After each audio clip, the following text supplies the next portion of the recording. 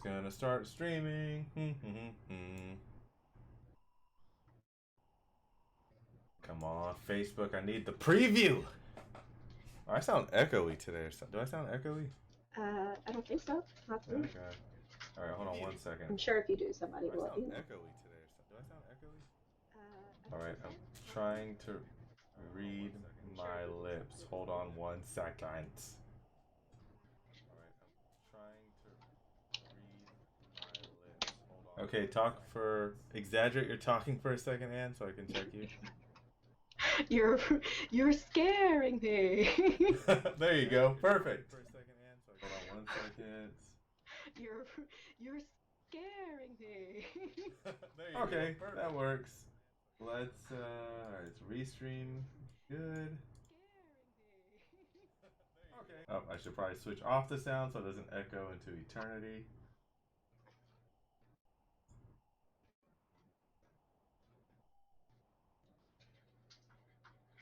Connect. Probably missed. Usually, like, there's a few people who jump in on YouTube and Twitter and all that. Give me 1 second.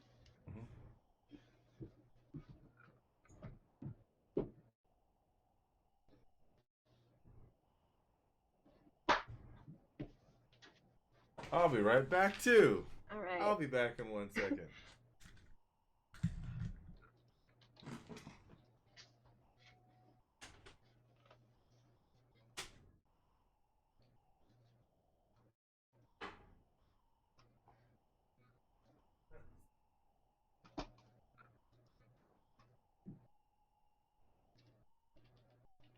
Hey, Tobago.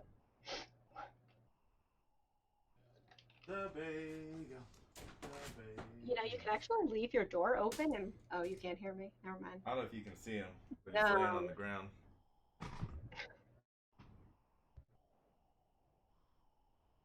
Aww.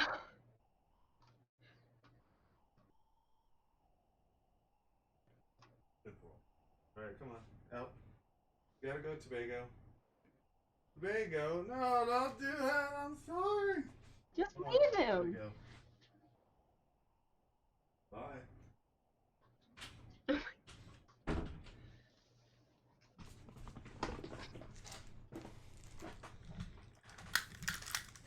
No. Okay. I was gonna say you could actually leave the door open for once, and it'll probably like mess with people because you never have the door open. All right, leaving the door open. Just saying.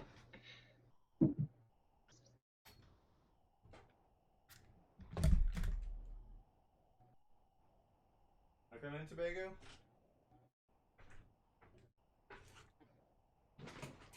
Of course you do. Tobago's back. Tobago, you going to your bed? Yep. Good boy. Jesus. All right, let's go live on Facebook. Cat. Up and Inari's there too. Yeah. All right, it's the pet edition. Yeah, I know.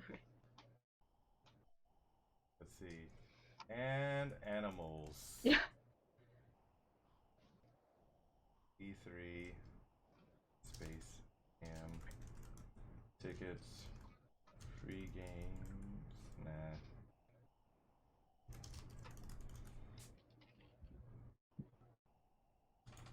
Okay, we're live and I did it right when you were drinking stuff. Ah, perfect.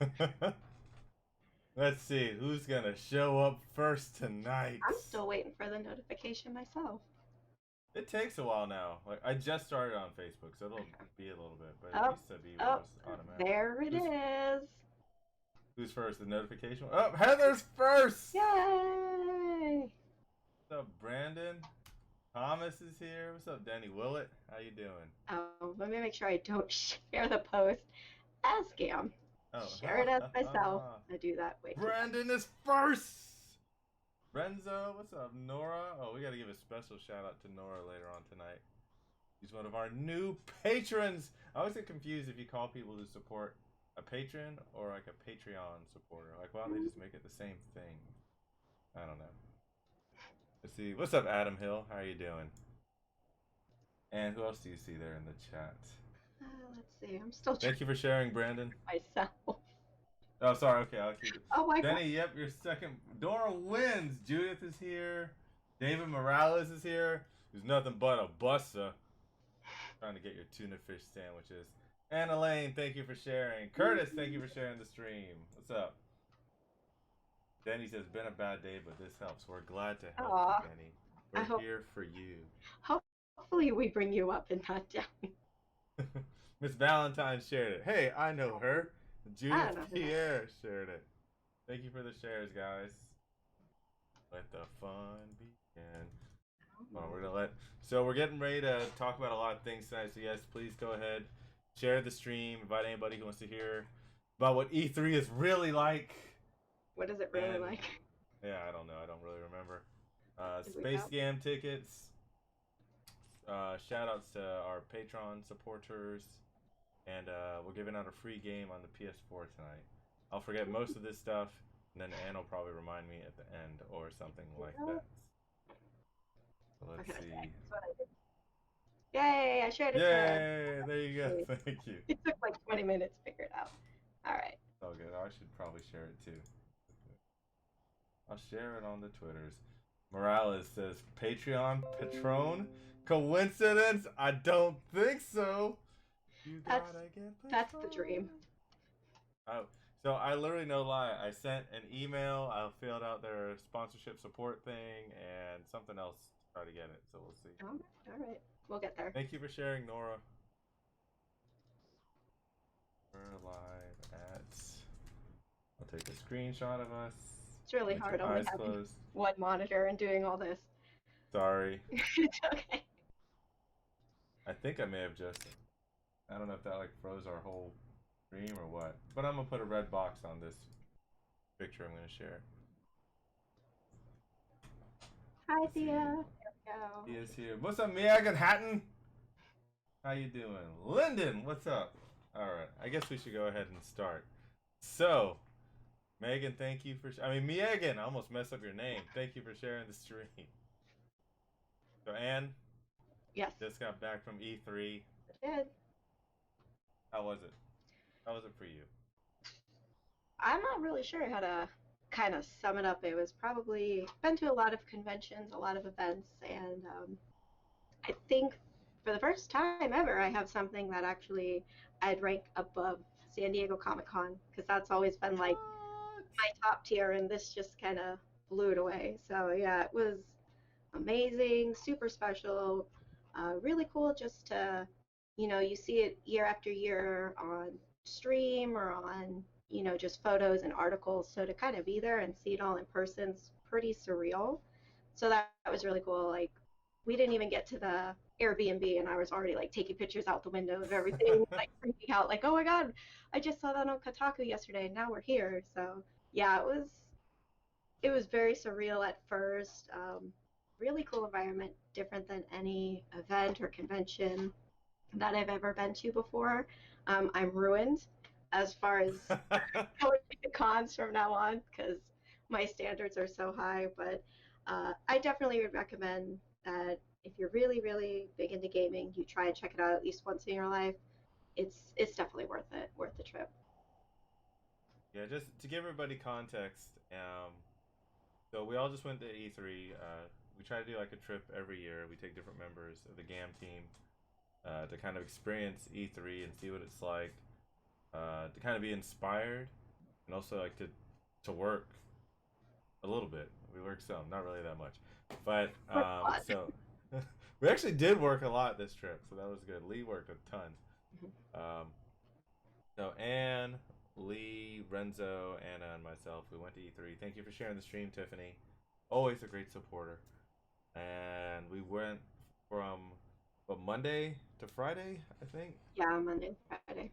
It was too short a trip. But it wasn't long enough. It really wasn't. That's what she said. And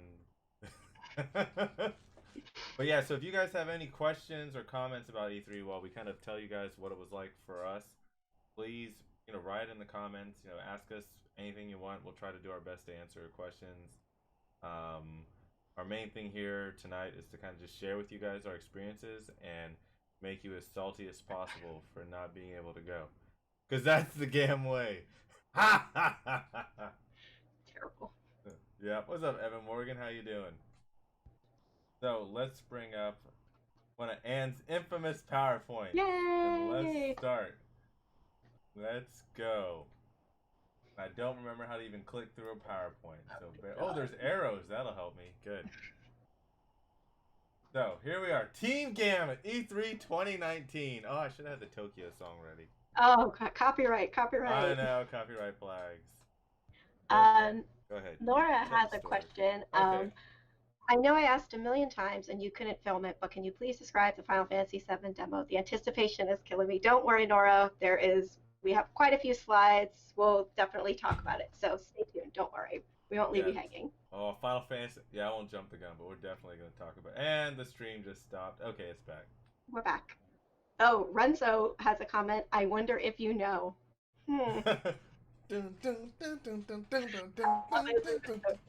For those, most of you probably don't know, but our theme song this entire trip somehow ended up being the Fast and Furious Tokyo Drift song. So it got played down the streets of LA, in the airport, walking into Asian grocery stores, wherever that song I don't could get see played. what the problem is. It's a great song. It's very great song. But yeah, it kind of became the theme song of the trip, so it will definitely need to be played at the GAAM show, that's for sure. Oh, that's the remix version. Oh, Damn it! I was trying to get a remix that wouldn't get the copyright strike. David Morales says that song is stuck in my head. David, it was stuck in my head for 5 days, so yeah. It's not gonna stop. It's not gonna stop. Alright, let's go on to the next frame. I click the button. Okay, there we go. Aw, so this was amazing. So for us going on the trip, Anne made like a nice special Patron package for all of us, and she like cut the vinyls and did the design work on all of this stuff. So we all got to have celebratory shots in our awesome condo, which is so much better than the Piero, I hear. And no, thank you, Anne, for making these. Those are awesome. You're welcome. It was fun.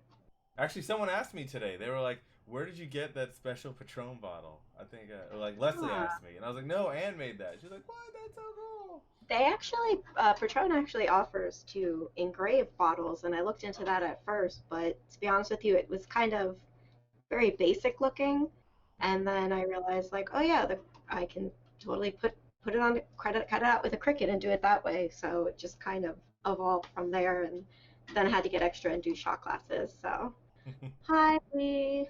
Lee, it's my daughter. Brandon asked, "Did we see the Luigi's Mansion?" We did see it. We had fast passes for it on Thursday, but we had a meeting, so we weren't actually able to play it. But the setup was really cool. They had bellhops, Luigi's Mansion bellhops. So it's one of the things I'm slightly disappointed that we missed out on. But the meeting that we went to instead was something I was looking forward to for a long time. So, and we have dogs. He's in his mind he's dancing to the Teriyaki Boys song. Yeah, dance, Tobago, dance.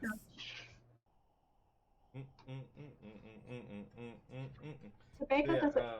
Luigi's Mansion. That's when the power went out, isn't it? Yeah, we were actually in the West Hall, and oh my God. Oh, I'm sorry, Tobago. Now he's over. We were in the West Hall, which was the big hall that had most of the Nintendo stuff, and the power flickered on and off really quick, and it was weird because only a certain part of the convention center lost power. The girls were actually in the elevator when the power went out, but thankfully there was some people outside the elevator that pried the doors open to help them get out. It was actually a couple blocks because back at our Airbnb, the electricity went out as well. So thankfully it didn't affect, too much because it would have been really sad to go to my first E3 and then the power goes out. So it's like, yay. And like at first, I thought it was just like a grid within the actual convention hall, but then when like Lee and Anna said, "Yeah, we're trapped in the elevator." Like, but yeah, all the Nintendo Switches still stayed on. Yeah, the PS4 is actually turned off, and then I got the message like, "You shut up your PS4 wrong." We know. We've all been there. So Alex says, "I'm taking care of something, so y'all have a good week." Have a good night, Alex. Seals. Sakura Youngblood. I will make an announcement. I'll start reaching out to vendors tomorrow, and we'll probably finish up the first wave by Wednesday this week. Sorry, I saw your message earlier. But yeah, we've been wrapped up a little bit for the past week. Just a little bit. A little bit. Actually, Ardwolf reached out to us because we're gonna have a community crafting session there and a cosplay drink and draw. And I was like, yeah, sorry, we've been on. And they're like, I know, we saw that you guys were at E3. We're so jealous. I'm like, what? People watch that? Oh, yeah, that's Right? awesome.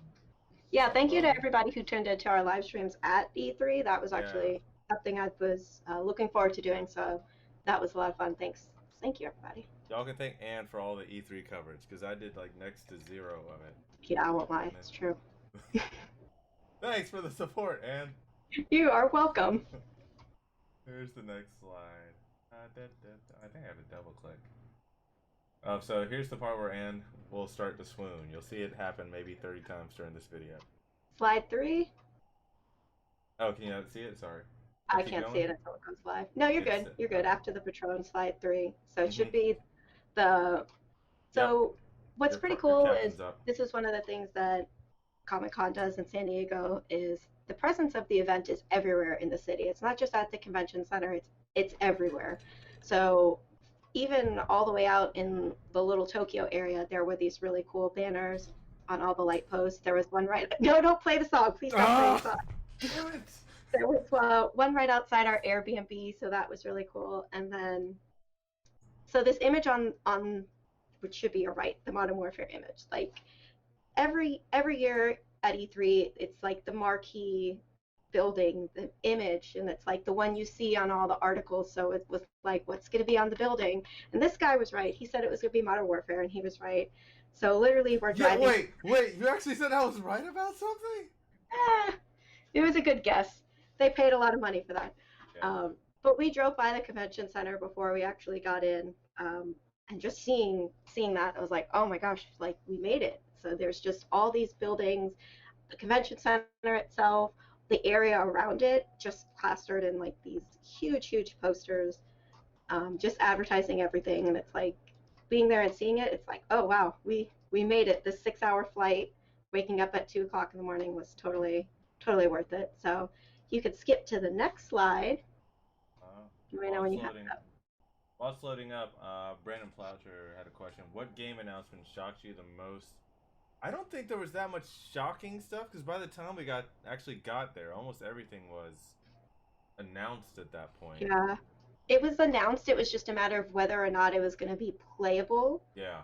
I think we all knew that they were going to say something about Final Fantasy VII and something about Gears, but it was whether or not it was going to be playable. So I think for Cyberpunk wasn't playable. It was just like a video presentation. So it was like, okay, are we going to get hands-on with these games? So finding out that we were going to be able to play Gears and Final Fantasy VII, that was huge. Mm-hmm. That was pretty big. So in this slide here, you see Gears was amazing. So was Final Fantasy. Sorry, I'll wait till we get there. So Borderlands, I would say Borderlands and Gears of War owned the streets of LA. The advertising was all over the place, just huge stuff. And then like it's Sephiroth on the side of the building. It's 2019. Like what year is this? And I probably took the same picture of that Sephiroth poster like 7 times just because it was really surreal to see. It was awesome. And he looks fabulous. He looks so awesome, and the only bad thing I have to say about the Final Fantasy VII demo is not getting to see Sephiroth in it. Yeah. You know, like just because you just want to see him, even if it's for like a split. Was he actually? Never mind. I'll wait till we get to that part. Okay. You can move to the next slide. So this next one, so we've got the mysterious Avengers game that none of us saw, none of us played. No. Everything at the Square Enix booths was behind closed walls, which was really cool if you got to play it because it really kind of immersed you in the experience. But if you didn't get to play it, it kind of had this air of mystery about it. So it's like either way, I feel like their advertising and marketing on it really pulls you in. And then our image on the left here is what game is that? Gears, man. Oh, Gears. Oh my gosh. Get ready, dude bros, because Kate is the main character this time around. So if you don't like it, you don't have to play it. And I don't care. I have a question about Kate, if I Yes. can be the first person to ask a question Oh, at a let bring it me. up. So Okay. we let me set some of this up. So and oh no, Anne's frozen. That means I got to do a screen grab. That's embarrassing. Hold on. Got her. All right. She not coming back? Oh wait, okay, I can see you moving, but our actual. Holy crap! Hold on, Anne. Hold on. I can't. Oh man. I might have to break away and call you back. Okay, call failed. Redial. See if this works.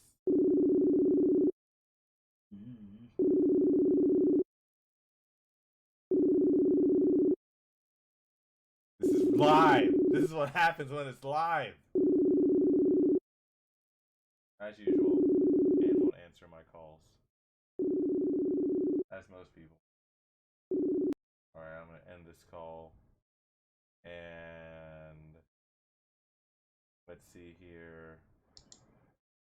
Nope, let's not do that. Is it that? No, no, no. I wonder if you guys can still tell that I'm here. Oh, can you guys hear me? What's up, Cristo Campo? Ryan is really Zamasu. Where's the lie? You can't touch me, mortals! Rababoo-tubababas? Linda is frozen.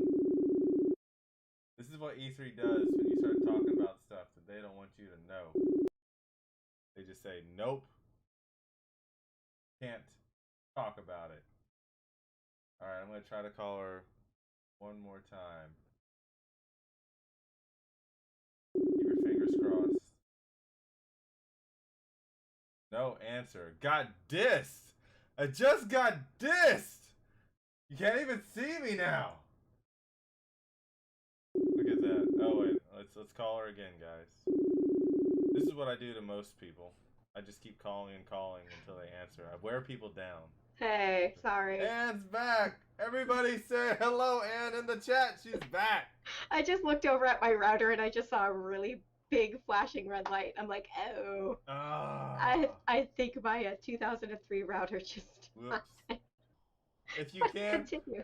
please share the stream again so we can bring back in because we're going to talk about.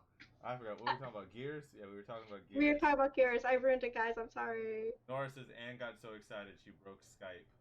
Yeah, right. I wish. Bob, what's up? Nora heard us. Okay, good. Let's see who else is there. Cristo Campo's here. Browse. All right. So, in all my years of going to E3, I've never gone to a single one of these damn panels. And like I think they've started doing the Coliseum, the E3 Coliseum. I think this is the third year that they've been doing it. So before E3 actually started, Anne's like, there's a Gears panel? We're going to this Gears panel. We're going to wait 5 hours if we have to. We get there like 30. We got there pretty close to when it started, right? Yeah, we got there, I want to say, like 15, 20 minutes before it started. Like 10 in the morning or something like that? It started at 10, so yeah, we were... Did we drink then, or did we get water? I can't remember. I think we got water, actually. We had mimosas before we left the apartment. That's the bar right. wasn't open, though. We tried. So, we tried. We tried. So, we go into this huge auditorium, and we take our seats. And then, Anne, you tell this story. So, I wasn't really sure what to expect. It was the first thing we did at E3, and it was really cool. It was a really neat panel. It was hosted by Xavier Woods, and Rod Ferguson was there, and he's the head of the coalition who they make Gears of War now, not Epic Games. Yeah, my bad on that. I may have emailed the wrong company. So, but we're going to talk more about Gears, but basically we talk about this real quick since we're talking about that guy being triggered. So make a long story short, it was really cool. They had all the voice actors come out, voice actor for Dell, JD, Kate, Marcus's voice actor, John DiMaggio, who's like a legend. And they had fans. They were like, oh, fans have questions, raise your hand. So of course, like I raised my hand, but they didn't pick me because I'm a girl. They don't pick us. All questions that got asked were terrible questions, but the first question that got asked, some guy actually asked, what is Kate's sexuality? And it was like, first of all, why does it matter? I Second of think it was like all, who's she into, like what sexual preference what was she's her into. sexual preference? And it's Yeah, like, you, you are talking to a panel of some of the most amazing people, and that's what you ask. it was such a So, stupid question. Like, especially like but it's a bunch of industry people in the room. right? I I bet think you the he was a. I I bet he you he was an hasn't orange he hasn't been out of the basement very often. But the best badge. part was John DiMaggio ripped into him. He was like, I don't understand why that's any of your business. She could be with who she wants to be. It was just I can't even like paraphrase because it was so amazing. Like I think I was in tears laughing so hard because the guy got roasted so bad. So that was the first thing of E3. So for the rest of the trip, we were just kind of like every now and then we just bring it up like, oh, what is Kate's sexual preference? Like, who cares? Who? Either way, you don't have a chance. So move on. Just move It's on. true. I mean, just I guess you could go to. Never mind. I'm not gonna talk about those sites because now I'm Oh gosh. hunting for sponsorships. So, what's up, Jeremiah? How you doing? Next slide. Show them the Doom building. Actually, Lee's like he was a gamer. He was a he was a gamer. gamer. Oh my gosh. So this next slide. This is Hotel Figueroa. Um, Free building thing for Doom, which is so cool to see in person. Just so everything's just so big at E3. It's not like little posters. It's really just they spend money. It They really really takes over that part of the city. And oh my God, Third Eye Blind and Jimmy Eats World was playing. Okay, sorry. wait I what? just realized that at the bottom. I can't read that. It says Third Eye Blind and Jimmy Eat World, June 14th. Crap. Could have Anyway, caught that. Dang it. yeah, Anyways, it was um, cool because earlier in the week on Twitter, I kind of saw them putting this up on the. They posted a picture of them putting it up on the building, so it's like, yeah, now I get to see it done. So that was cool. Just the artwork itself is really neat. So next slide, next slide. next One of my slide. favorite things at Oh, this was the E3, best. guys. Like, if you want, Mm-hmm. so this ice cream truck was out every day at E3, and they were giving away free ice cream, which in itself is already amazing. It was vanilla ice cream with like black chocolate. But what you also got was you got a cool wristband that basically was a fast pass that let you. I don't even want to know I anything. started Lee asked, taking "What is mine off. what is Sephiroth?" I almost kept mine on, but I took it off. I still got Lee mine. asked, "What is Sephiroth's sexual preference?" He has none. Sephiroth could be with whoever he Mm-hmm. wants at any time, any place. But yes, Mortal Kombat Ice Cream Truck. They gave you the little bracelet, and it basically let you skip to the front of the line um, to play at the Mortal Kombat booth, which is the shown in the next slide. Mm-hmm. It So you was a basically huge time saver. yeah, it Oh, was a sorry. fast pass, and basically when you were done playing, you got the really cool Shine coins, which was really fun. Um, and at Which first we'll they be didn't giving charge. away to Yes, GAM ticket holders. We'll do if a you want contest one, for that later. they're pretty cool. I have one, Yeah, this yay! one. Um, but yeah, so when we did it the first time, the guy's like, "Oh, keep your bracelets on, come back later." So we did, and then the next day we found the ice cream truck, got bracelets again, and kept our bracelets. So we probably got to use them like every day at least twice. So we have a lot of Shang coins, but that was one Yeah, of the coolest things. It was a really little thing for them to have, but just overall just really cool between just the ice cream truck, the free ice cream, getting to skip the line, and this goes across the board for all the booths, but everybody working the booths was really nice. Nobody yeah. seemed to hate their job. Everybody was really welcoming. So that was cool. So yeah, like get free ice cream, go play our game, skip the line, and get free stuff. So Just show the coins. pretty legit. Well, if I get Shang Tsung on one side and then just MK Oh yeah. 2019 on the other. Hit your space bar on the slideshow, and it should pull up a picture. Sorry. Oh no, it's up now. It's up now. Sorry. Oh, okay. There we go. So yeah. No, Tobago, you can't have my biscotti cookies And then from the my next daughter. slide was Oh. so if you're What's up, gonna have Uncle Snoop? if you're gonna have a E3 party and you're gonna make people wait in line for like 2 hours and then tell them that they have to have a physical printout of their ticket to get in, which is bullshit. Save the trees. You better have a really impressive guest show up. And they did. They had Snoop Dogg show up, which it was Snoop Dogg DJing, which was pretty cool because it wasn't just him playing his songs. He was playing everybody's song. Like he played Lauryn Hill, and Once he he was showed singing. up. Yeah, once he showed up, he was like singing along to like Lauryn Hill. He even played like a Notorious B.I.G. song. So East Coast West Coast war is over. I have nothing to worry It's about. squashed. It's done. It's done. Next war to end, But that was pretty Microsoft and cool. Sony. It was like, yeah, good luck with that. Well, we're getting there. Yeah, they're Um, working together now. so that was pretty cool. Yeah, Snoop, he was lighting up. He was having a good time. So it was in a car dealership. Yeah, it Also, was weird. So, for those of you who don't know, so E3, there's a ton. There's the main stuff that happens at the convention or the trade show, and then there's all the after parties and the mixers and all that kinds of stuff. So we got tickets to go to this one for a Lucid Sound, and yeah, we were waiting in line forever, and then as we're in line, they go, "Yeah, so if you don't have printed tickets, you're and gonna we had have to get VIP printed tickets." tickets. Yeah, we had VIP, and we're like, "Who the hell?" It's like, "What does that mean if we don't have printed tickets? We need to have printed tickets. Are you guys gonna print them out for us, or what?" Like, no, No, you need to get them printed. Like, there's it's an like, Office Max across the street you can yeah, go to. and people bolt like Okay. that. One girl jetted over there and made it back, but Even D says a printout who the hell doesn't live in the digital age? Thank you. right, Like it, so it, I don't know. We got it taken care of, and we still got to go through with our and digital tickets. another good thing about that party is totally sponsored by Patron, Mm-hmm. and those bartenders Patron. poured heavy. It was almost like too much. I know it's hard to think like, oh, there's such thing as too much Patron, but yeah, it was a lot. Yeah. So it was pretty cool. Once he finally came on, and there was free food, free drinks Mm. everywhere we went. Free food, free drinks. People Well, paying for food.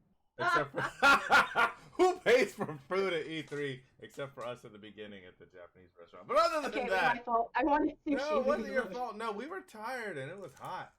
We just needed a place to sit. Yeah, we actually the first 2 days we were in LA was a heat wave, so it still wasn't humid, but it was still way hot. So, I'm oh eating my my God, I'm gonna. Father's Day gift. My wonderful daughter Lee.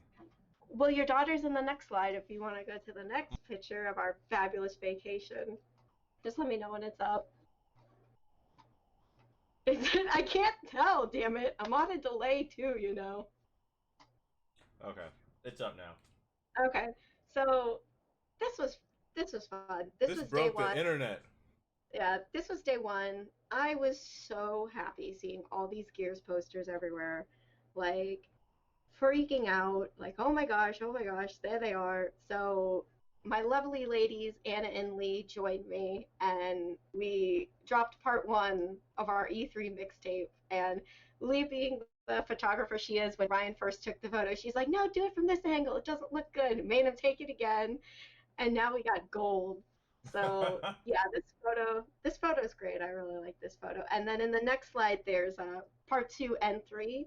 We have the Oh, yep. Three Fortnite piece. edition and Harvest Moon edition. So our album will have some variant covers for you guys to choose from. The Harvest Moon thing was really cute. They had lots of little props you can pose with. And as much as and I'm gonna curse, fucking hate Fortnite, Anne has their this booth. great track coming out about Fortnite, about little kids crying. It's straight fire. You're gonna love There was it. there was this little kid. Okay, because E3 there's nobody 18 or younger. You have to be 18 or older. The last day, there's like some 9-year-old in the Fortnite booth with his parents, and his dad had like a Sega of America badge on or something, and he's in there crying because Which, I by the hurt way, my Sega, we would love shoulder. for you to sponsor GAM. Hey, but he was just crying, and it was the funniest thing. So I'm like, you're surrounded in this like amazing magical Fortnite booth. There's so much color and so much craziness going on, and free food and free drinks, and he's just standing there crying. Like, send this kid the fuck home. Like, but yeah, the Fortnite booth was pretty cool. Any booth that gives out free frozen bananas and free cookies and free popcorn and free Slurpees, like, you're okay in my book. D says I should have held the eggplant. I considered it, but they were giving me looks at the booth, so I went for the carrot kakarot. What can I say Oh instead? yeah.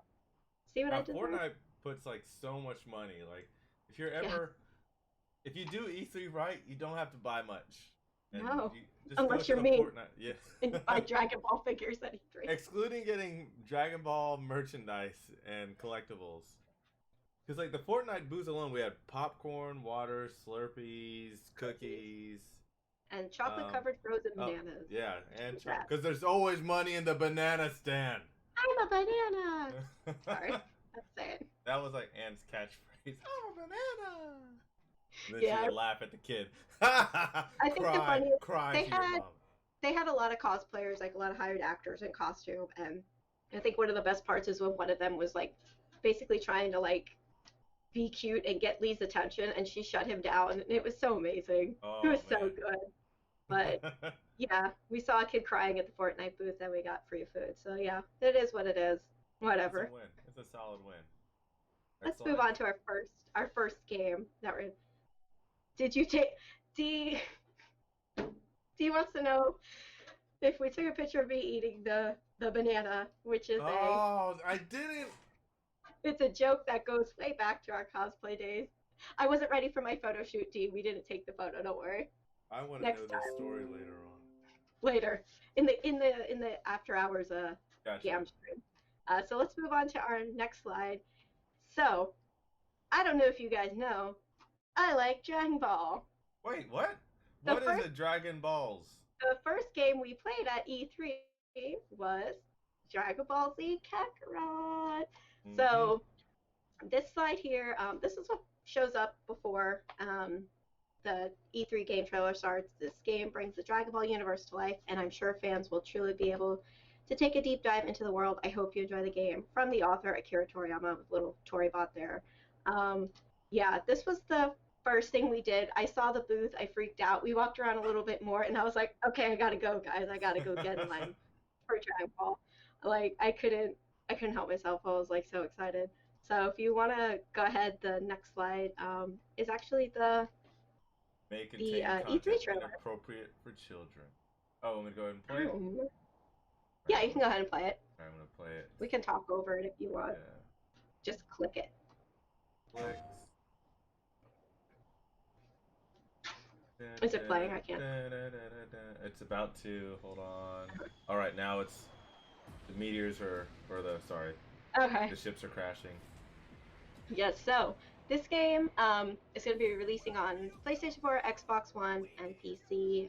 We don't have an exact date. We just know that it's 2020, and Toriyama is involved in the creation of this game, but they're not going into details. So to what degree that he's involved, we don't know. Surprise, surprise. Like he's so secretive, so quiet about everything. Um, so far, we've seen in the trailers they've shown up to Goku and Frieza battling on Namek. How far the game's gonna go, if they're gonna release it like in Vegeta, episodes, no! we don't know. All we know is that we got to play it and it's awesome. So yeah, it's pretty cool. One of the boss fights is gonna be you're gonna get to fight Nappa, Vegeta. The demo you got to fight Raditz, and the demo was dubbed, which I Oh was yeah. not expecting it to be. But apparently, all the dialogue for this game is going to be re-recorded, so they're not just going to use the cuts from Kai or from Dragon Ball Z. They're going to re-record everything. I'm assuming that goes for both versions. I would But think I was so. I was surprised that the demo was dubbed because the gameplay trailer was in Japanese, and it usually takes them so long to dub stuff for Dragon Ball. So I feel like they dubbed it But it especially for shouldn't. E3. But it We've shouldn't, yeah. talked about this. It shouldn't. That's But yes. I was pleasantly surprised. Like I had my headphones on for like 10 seconds and I threw them off. I'm like, oh my gosh, it's dubbed, and threw them back on. So I was like super excited. Um, the game is not fully open world. They said that in the little video presentation they showed us before. Um, and I think one of the cool things, like lending to the RPG elements, is that you collect the food ingredients that you collect, you actually bring back to Chi Chi, and she cooks them for you. So she's like your in-game chef who makes your meals. So I think that's really cool. So I thought that was interesting. I'm looking forward to that.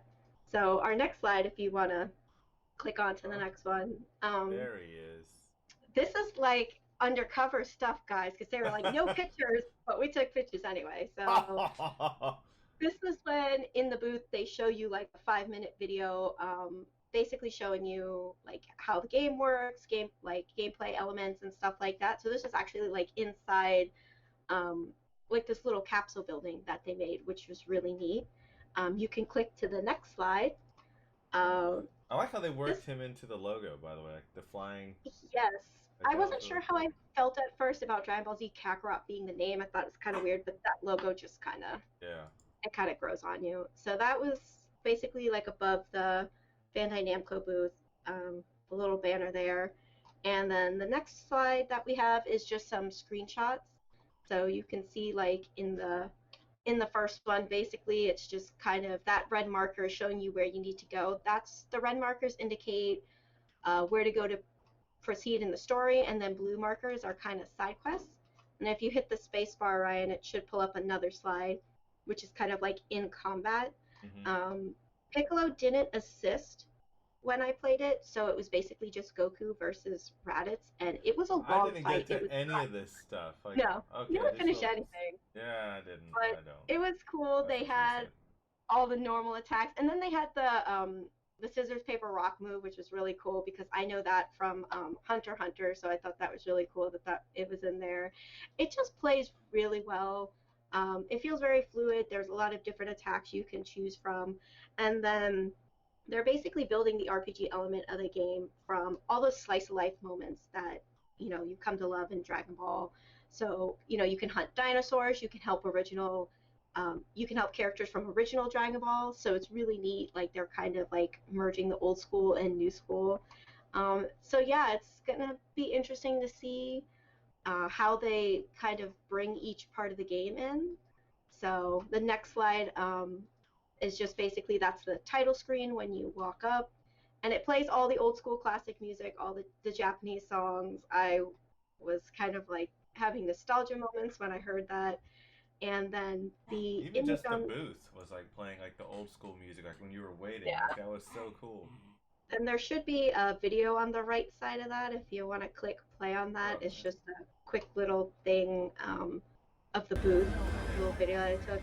I'll learn to turn my phone sideways next year, guys. I did a lot of vertical stuff for Instagram, so yeah, if you click on that, it should kind of play it real quick. And it was it didn't look like it was that long of a wait, but it was a pretty long wait. So, Yeah, I think they were having like some issues. but it was Plus, like cool once they were letting other people go in. Like the, look at that, you look at get that this lanyard. really cool keychain that lights up. It's like a little Dragon radar, and it's got the logo on it. Yeah, I have like 8 of them. I have no shame. So yeah, that was the Bandai Namco booth. Really, really nice people. We were actually waiting in line to play it again, but we had to leave for a meeting, and they still gave us lanyards anyway for waiting, which was pretty cool. So That was big really thank nice you of them. to everyone at Bandai Namco. The next picture, if you click over, is me in my natural element. Yeah. Uh, that's me playing the game. That's me smiling because I'm so happy to be playing that game. I don't even know what point that was out.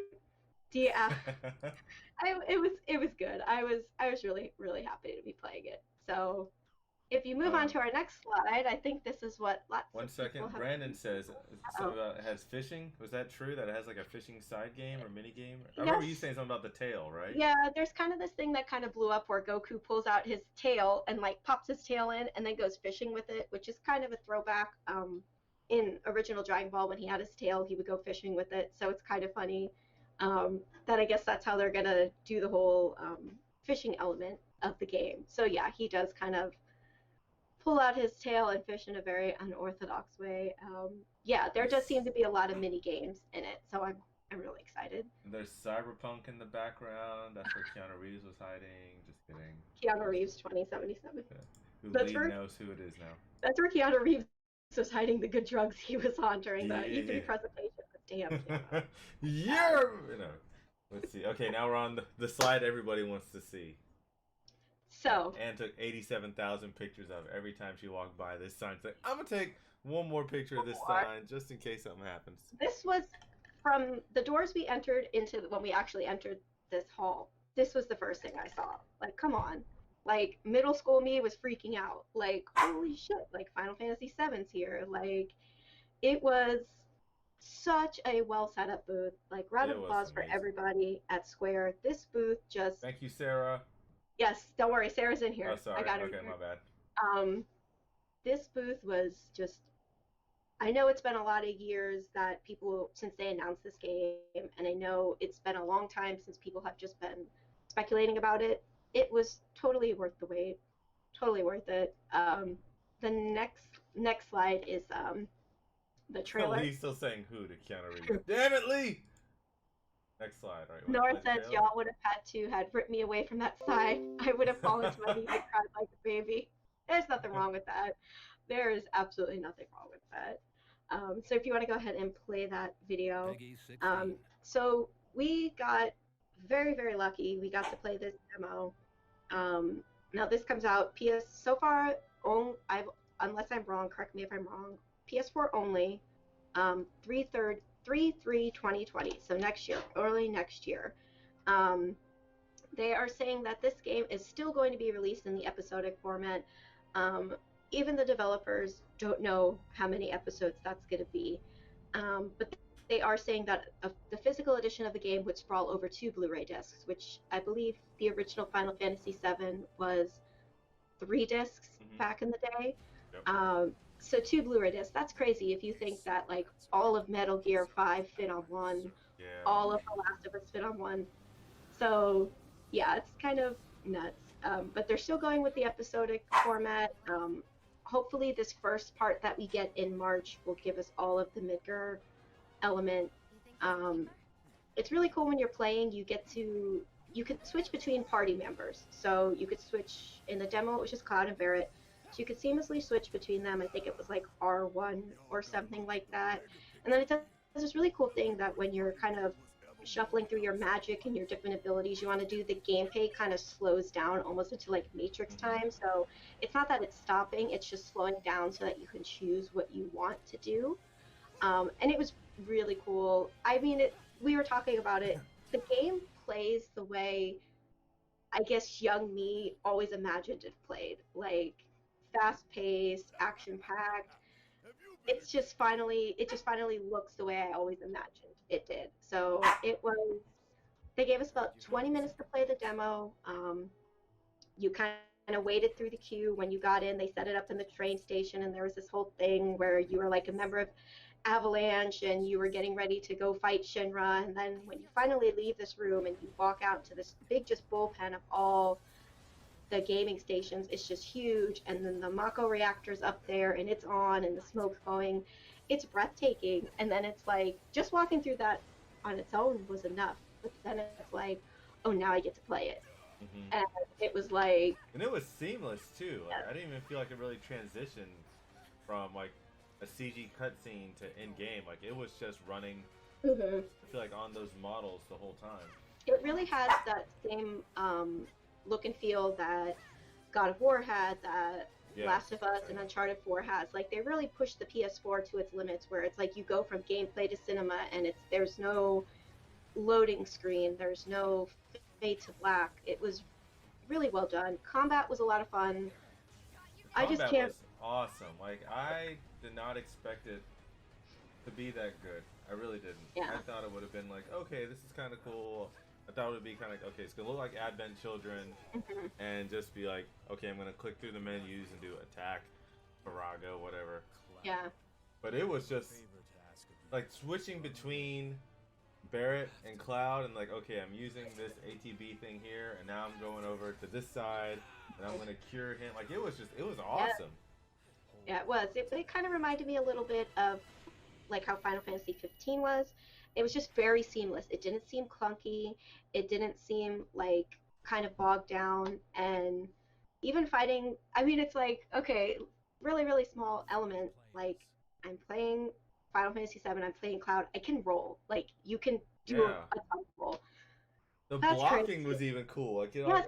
I'm actually blocking in a role-playing game. You like, can block, guys. Like, it was just like, yeah, but they were very strict. No pictures, no recording, like nothing.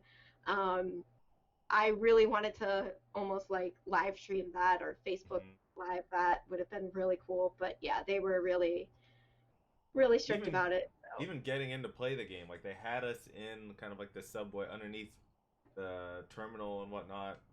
Just like it was so well done. You could see like the Mako reactors outside. Like they Mhm. really set the stage. Yeah, it was huge. It was very like you walked in and you could feel the presence of the game. Like it was, if you want to click to the next slide, Yeah. so you could see instantly when you walked in to South Hall. Square owned that hall. Oh Final yeah. Fantasy VII was everywhere. So this was one of the banners you saw when you walked in. So if you didn't know that the Final Fantasy VII remake was there, now you know. Like next slide shows uh best waifu Tifa. Like she looks so beautiful. I'm so glad they finally showed her in this trailer. You could see her pores and like the Yeah, little hairs on her face. Like when you're up close, we're like, holy crap, this is it so was nuts. detailed. I love the upgrades to her costume. They actually make Hmm. it practical for somebody to fight in like a sports bra and a skirt. Um, You the won't topple next, over anymore. she'll be good. What? Then and then the One next quick slide. thing. Oh yeah, Uh, Nora uh, says, anyone else pre-order that first class edition? So we saw the first class yes, edition stuff, looks good. and the motorcycle looked badass. The figure, I think both Ann and I thought it was like it was still cool, but I don't think either one of us are a fan of like opposable joints. Yeah, I Like don't like articulated figures, but that one, the quality of it, I can understand it was still why. good. It was still really good, but I can understand why it's a $300 edition. And anybody yeah, who's complaining about the price, hey, guess what? You don't have to don't have buy to it. buy it. So let the people who are happy and enjoy it, let them have their moment. For some people, they've been waiting Hold a on, sorry, really long time. Tobago. See, even Tobago's like, just let them I buy know. their game. No, Damn we it. can't afford the $300 edition, Tobago. Yeah. We spent money at Piero. Uh, Yeah. if you Papyrus. skip to the Thank you next for sharing, slide, David. you'll see. So this is the train ticket that you got. So when you basically you would have to get to the show floor early, and this was basically your fast pass. So it would tell you what day to come back and what time to come back. And then if you hit spacebar for the next photo, you'll see this was right outside the booth. So that, I was wondering why it had a clock, and now I know why. Because just like a ride at Universal, it was telling you what time to come back. So our time, we got there 1:08. We waited, even with a fast pass ticket, we waited about an hour. And then when we got in, there was technical difficulty, so it took a Hmm. little bit longer for the video presentation. But it was still pretty cool. The next slide shows the Mako reactor, which was really neat. That was Which awesome to see that. just a small Oh, the touch. feels. Yeah, that like when you walked in, you go from this small little room and then you walk out and it's this big open area and then you see that and it's like, oh man, like Love Final Fantasy VIII as well, Nora. Sorry. yes, oh yeah, don't worry, don't worry. I really don't hate any Final Fantasy game. I know there's people that are like, oh, Yeah. I hate 7, I hate 9. I don't hate any Final Fantasy game just because it's like I know that They all have moments. Like yeah, I want to say everyone that I played from Nintendo through PlayStation era, like I just loved. I don't remember going like, oh, this one sucks. Like I just yeah. loved Final Fantasy back then. And it's like not only that, but I'm like for me, like Final Fantasy 9 may not be my favorite, but I know there's some people who love it, so I'm not Hmm. gonna like hate on it just because Yeah. I might not have enjoyed it, but just let people like what they like. Yeah. Um, then the next photo is these amazing cosplayers who were there, who we totally thought they were hired by Square to be there. They were not. They're just No. fans there. They were really nice, really cool people. And So that yeah, guy there's had some guns. yes. Holy crap. Oh my, just perfect. Like even like talking to him and like looking him in the eye, I was like, oh my gosh, like is this Cloud? Like it was pretty cool. And the next slide is actually a little video if you Oh want to god. play on What that. is in there? Oh god. So this Square had this set up in the front of the South Hall. It was this really cool like 3D video thing. You could get on the motorcycle and take photos. So we waited in line and did it, and it was actually pretty silly but pretty fun. So Oh, yeah. I used to love Blitzball. Yeah, thanks for running me over, Renzo. That's why your ankle got jacked up. Renzo got Lesson ran. learned. No, Ryan, you got ran over in like every picture we took. Don't with the crash Pretty. cart pictures in here too. Oh Um, god. and then the next slide is Sarah. Aw. She is the best. She is events coordinator for Square, so she hooked it up. She is my girl, like very, very genuinely sweet person. I always love getting to see her at these events and appreciate everything she does for us. So thank you, Sarah. Thank you, Sarah. Yay. Come down to GAM, Sarah. You're Yes, invited. we'll fly you out. Yes. Next Actually, we might be slide. able to. Ask her. Yeah. Oh, I know what you're thinking. What Next slide. what is Next this game slide. about the automotive Next industry? slide. Yeah. Yeah. So like I said, Gears 5. It was everywhere. The main thing to take away from this picture is that you can save money with Academy on auto insurance just by calling 1-800-559-0090. Good Lord. Yeah, so Gears 5 was at E3. We actually were looking for it the whole time. We Yeah. had no idea where it was. Um, we actually stumbled into We it. really did. If you want to play the next slide, Yeah. it's a video which basically is showcasing the escape mode, the new escape mode, which is basically one of the new game modes for Gears 5. So Escape mode is fun. Like I'm gonna start my Xbox back up yeah, just because of like this. Like it was awesome. I haven't had that much fun playing a game in a while. I need to resurrect my Xbox Yeah. for that. After this game, you'll have an Xbox. Woo! So Gears 5. Did you hit play? Sorry, I Yeah, can't see. yeah, it's playing. Okay. Sorry. So basically, escape mode. So you have three players. You work together as hive busters, and basically, you work together to clear out the swarm. And it's basically like almost a race against time because you're pushed to escape the level because there's toxic gas that you detonate at the beginning and it slowly fills the map. So you kind of have to work your way forward because if you don't, obviously you're going to die. Um, there's three new characters in this. You have Mac, Lonnie, and Keegan, and each character has almost a class. You have a shield class, melee class, and then a class that replenishes your ammo. And the three classes they really, really work well together, and it really pushes the whole emphasis of teamwork, and it makes it that much more fun when all three come together, and it works really well. And then each character will start with default weapons, but you can pick up weapons as you go. So it's actually really fun. We got to play it. We actually stumbled upon it going through the mixer tent. Yeah, We we were, weren't even trying to look. We weren't looking for gears at the point. We were just like, oh, this line's short. Let's go in here. And yeah, just we went to this tent like for mixer, and we're like, oh, okay, this line looks really small. We don't really know what this is, but we'll go. And it was like this planetarium um, setup almost that we just went through, and we were like, oh, okay, it is what it is. And then like when we walked out, it was like, well, here's first we this, got a ton of swag. yeah, Like here's this they knew giant it was a swag bad bag. commercial. Like they were like, we know you just sat through the We're cheesiest sorry. commercial ever. Here's all this free stuff in the background. Like, oh yeah, Yeah, okay, that's fine. they really hooked it up with like a really cool swag bag, and then like snacks and drinks, and then you walked to the other part of the mixer tent, which Gears. It's like, oh, here's Gears 5 shoved in a corner. It was like, oh, okay. I've Like kind they of been. really should have had that on like a sign outside, like, hey, play Gears 5. Well, it's funny That because line would have they been so much longer. they had a big billboard with Kate outside of it, but Mm, it didn't say anything. Like I just yeah. assumed like, oh, it's just another billboard because they're everywhere. Um, so if you go to the next slide, kind of Oh god, embarrassing. what is this? Oh yeah, I love these pictures. I literally ran up to like every single billboard day one and was just like hugging them because I was just so happy to see Gears there. They had to stop me from like running across traffic to. I just wanted to give them hugs. Pretty cool. The next slide is from the Coliseum presentation that we went to. So you could see like it has like the whole cast up there. So starting on the left, you have Dell, I'll JD, be right back, Ann. Kate, Give me a quick second.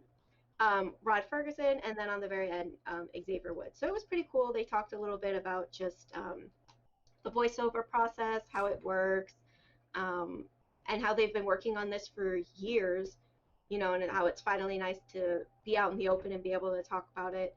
So it was cool. Uh, I had a lot of fun. It was really neat. Then the next slide just kind of shows. before they brought the voice actors out, it was just Xavier and Rod Ferguson talking about how they're going to release things this year. So like the escape portion was going to be playable at E3, and then versus mode on July 17th, and then horde mode you'd be able to preview at Gamescom August 19th, and then the game itself in December. So they really have a good plan laid out for how they're coming out with this game. So Just a quick aside, I think so between this, like the Coliseum, the mixer dome where we played Gears, I think a lot of people, just to give a better understanding of E3, a lot of E3 doesn't happen within E3. in the convention center, yeah. The trade show is like, it used to be where everything happened within the trade show, but now, man got to experience this a lot. It's like, okay, here's the other stuff outside in the Novo, or here's this stuff happening like across the street at like the Devolver parking lot, which was awesome. Or here's like another party in the middle of town or in the back of town where you might get stabbed. Like there's just stuff going all on the over. parties are in like warehouses in the hood. I'm like, where is he taking us? Oh, this is where the shitty tavern party is. Okay, cool. Pretty I'm much. having fun now. But yeah, it's really, really weird. A lot of stuff is not on property, so you kind of have to, once you kind of wrap your head around that, you kind of makes sense. If you want to hit the next slide, we've got a couple. So the first one is video. Is there a beta? If you want to click on that. Do you know if there's a beta, Anne? Brandon's asking, isn't there a beta? I can't remember, to be honest. I think like if you pre-order, there's going to be a beta. I'm not 100% sure. I would think so. I think there is. Not until like a certain date, but yeah, I do believe there is. D says it's set up like PAX now. Yeah, it's kind of like there's a lot going on. I would say at E3 there's a lot going on inside, but then there's so much spread throughout because the Microsoft Theater is right next door. So you have like all the Xbox and Microsoft stuff going on there, which is weird. Which is why has its own thing. Yeah, it kind of made it hard to find stuff at first, and we didn't realize it till after we found Gears. We actually tweeted at Gears like, "Where are you?" Yeah. At E3, like we're trying to find you. But in this slide, that first image, that's actually a video. So this was the big hate thing that we saw outside the mixer tent. That I just thought, oh, it's just there because it's just there. And then the next image, if you hit your space bar, it'll pull up, hey, here's Gears. You guys are looking for Gears? We found it. And then one more image if you hit your space bar, which is just the Kate with the mixer logo on it. So it was pretty fun how we just stumbled upon it. We got really cool swag. We stumbled upon a lot of stuff. Then we got to play the game, and I got this really cool shirt. Yay! Yeah. It's the new Hivebusters logo, which is by Luke Priest. You can follow him on Instagram. It's Preece. He did the art for it, and it's really cool. It's basically the Gears logo with like a scorpion in it.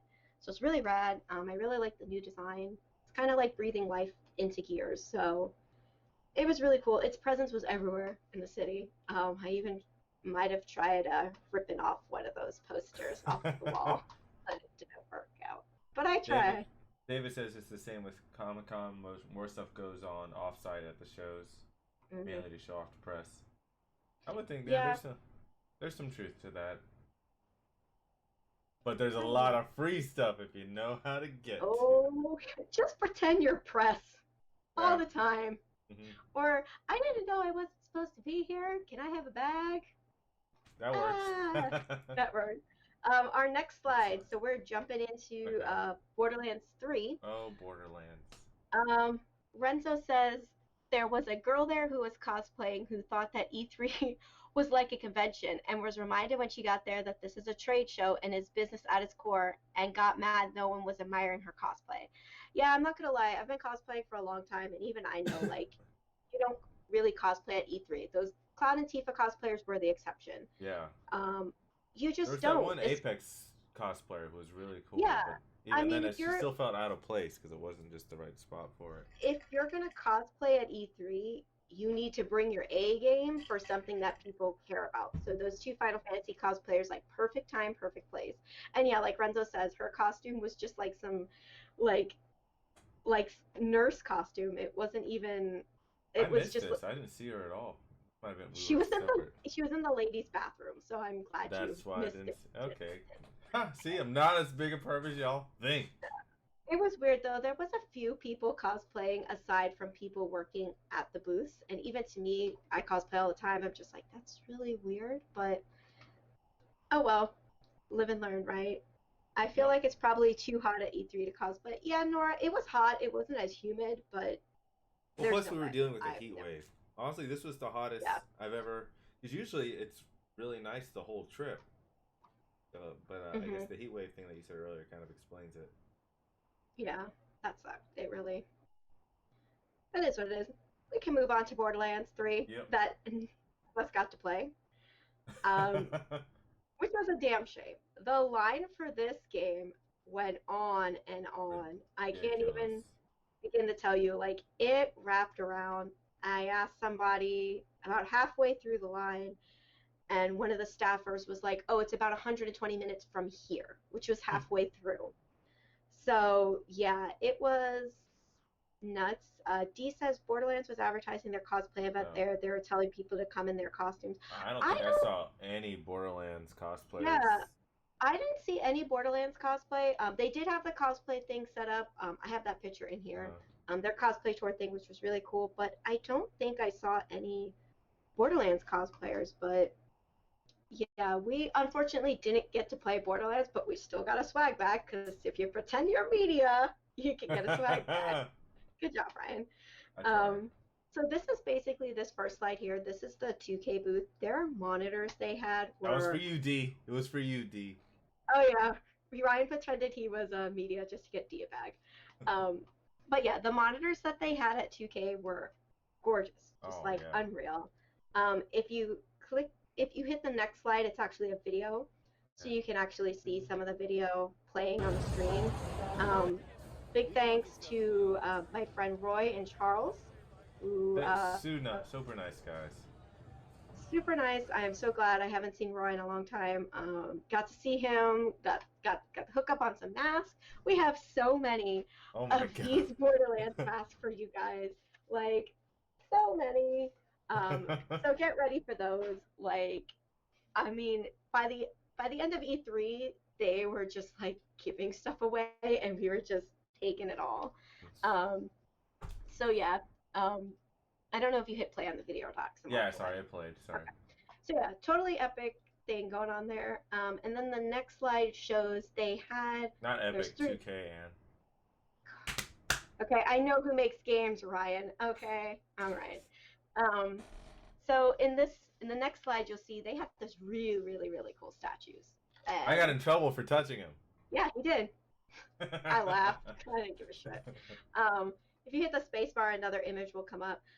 These statues were really cool because not they weren't just plastic. There was fabric elements to these. So like some of their clothing was real fabric. Um, they just looked really cool. The way they had them lit. The 2K booth for Borderlands 3, it established like its dominance over like all other booths. Yeah. It was pretty rad. It almost Um, shouldn't have been at the beginning. Like, because right. the statues were just so amazing that everybody wanted to pose and take a picture with the statues. That's Hmm. literally right when you walk in the doors. Yeah. The people are like, trying, yeah, take a picture. And it's like, I'm trying to move past you. What this? Oh, can I? No, don't touch it. All right.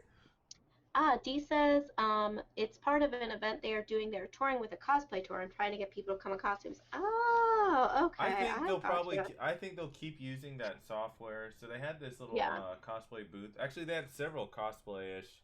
They had several set pieces set up. One was like a cosplay tour booth. They had one that was like different sheets of plastic that was like Mm. leveled. So like this level had Oh, the yeah. logo. This level had some other artwork, and so you could stand behind and be stacked. But That's cool. I That would was think they Facebook would. Gaming. What's that? That was Facebook Gaming that put that together. Oh, We love Facebook Gaming. yeah, We love Facebook Gaming. Mixer. Yay! Mixer, give us stuff. Thank you. Okay. Mixer is like a okay in my book. Like, Yeah, damn. I think Um, we're streaming on Mixer right now. okay. I don't know So if the it's not. next slide should be this is a Oops. video. I took this little time lapse video.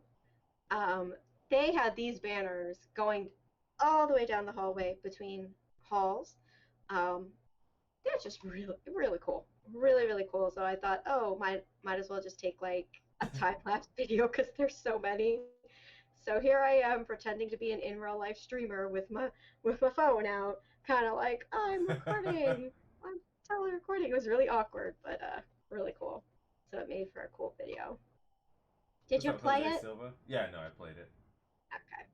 All right. Then you can hit to the next slide. So Oh God. this is the little Borderlands cosplay thing that they had set up where basically if you wanted to you could they would actually paint your face in like the cell shading look, or you could just pose with the props they have. So we just posed with the props that they had. It's pretty cool. You could pick your background, you could pick what props you wanted. Of course I picked Moxie's hat because it's Moxie's hat. And then the on the right, that's actually a video of wifey Lilith just looking mm, It looks awesome. just looking good on, I mean, looking good in general, and then just looking good on that screen. Like I was just really mesmerized by the screens that 2K had. They could have been playing anything on Yeah. there, and it was just amazing. But because it was Borderlands stuff, it was like even better. But yeah, it was just really really cool. I mean, hey, you got to check out these two guys who are just standing in front of me because I'm short, and kind of. I didn't bust out the selfie stick because I didn't want to be too much of a tourist. But then There's the let's see, what cosplay do we tour stuff you were talking about, D. it was cool. It was a lot of fun. And then when you're done, you get a keychain. So it's like, hey, get your picture taken. That's really cool setup, and then get a keychain. We took Um, multiple pictures and then we walked by multiple times. I always never mind. I'm not gonna go into that. We enjoyed the keychains. Thank you, 2K Games. Yay! Here we go, There keychain. you go. We'll give out Whee! some of those later on. Then the next slide. Oh Lord, yeah.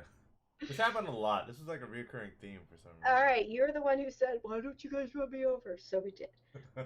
They had a lot of cool photo booth setups where they would take the photo and email it to you. Lots of like fun little things, which was really cool. We had, I think, yeah, it's in there. If you want to go to the next slide. Um, so Okay. the Bandai Namco booth, the Man of Medan game. We knew the photo booth was a trap. We knew, oh, it's Something gonna was be gonna happen. something scary or something dumb, and we were just in there like something's gonna happen and it's gonna scare us, but It we're was not like gonna be Lee or Anna. scared. They were yelling, "You guys need to Both of go them, into that booth." both of Both of them, them. and we knew we were even in there like, oh, this is gonna have some stupid jump scare. We're ready for it. We're ready for it, and we obviously weren't ready for it. You could tell by our faces. It kind of like I light thought there was. flashed. I thought it'd be something like with the glass or something, like maybe some creepy little girl It was walking just out, a or thing of smoke, and it was yeah. terrifying, as you could see. Uh, let's see here. That's like one of Um, the most gangsta ass poses I think I've ever seen, man. Whoa! Yeah, Lee's laughing. She said she got us. Oh man, we owe you one for that. That was fun. And then the image on the right, it's actually a video. If you hit play on it, it was this really cool, another one of those 3D photos that um, Capcom had set up at their Monster Hunter booth. So really, really fun little thing. It was supposed to be Um, Lee with the hammer, but that didn't work out. Lee says we all were scared that shit sprayed Renzo in the mouth, as if Renzo would have it any other way. Nope. Um, And then our last slide, yay, Gam Fam. Hey. First picture is of us in the car when we first got there, and then the picture on the right is from the end of our last day at In-N-Out Burger. So I was happy to be able to take my Gam Fam. I think was it That was, everybody's that, first trip that or was definitely my first trip to In-N-Out. I've never been before. yeah, Those crunchy fries are legit. country fries, yeah. Lee says it was too heavy. Oh, the hammer was really. That's why we thought, oh, it'll be funny. We'll have Lee hold it because she's the tiniest out of all of us. No, that shit wasn't happening. So In-N-Out is crazy. I had no idea it was gonna be that. I thought it'd be like just going to like Crystal or something. We'll just walk in, nope. order something. There was like lines all throughout there. You had to like shark to find a seat. I Yep. was like, damn, hype is real. Yeah. Our last day, we only went to E3 for a few hours. We had a very important meeting. Yay! That was amazing. That was had me like scared as fuck before we went. Not No, gonna you lie. did good. You did good. Um, Thank you, And Lee. then, and yes, thank you, Lee. And then we kind of left to go see the sights a little bit. So we went to Hollywood. We walked down Hollywood Boulevard. We went to Daiso, Japan. We went to the Chinese theater. We got to see the Hollywood sign from a distance, the observatory from a distance, and just experience the city a little bit.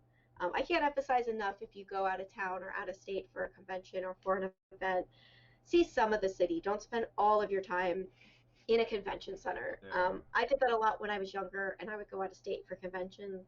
And looking back, it's like I didn't know any better because I was younger, and I kind of regret it. But now, definitely making up for it. Yay, Lee! Thank you. It's like one of my favorite things when going to stuff like this. It's just to Walking wander 2 miles aimlessly. Yeah. down Hollywood Boulevard. That was so much fun. It was. I had a good time doing that. I just like wandering in general. We ended up walking. I did the math based on like my little app on my phone.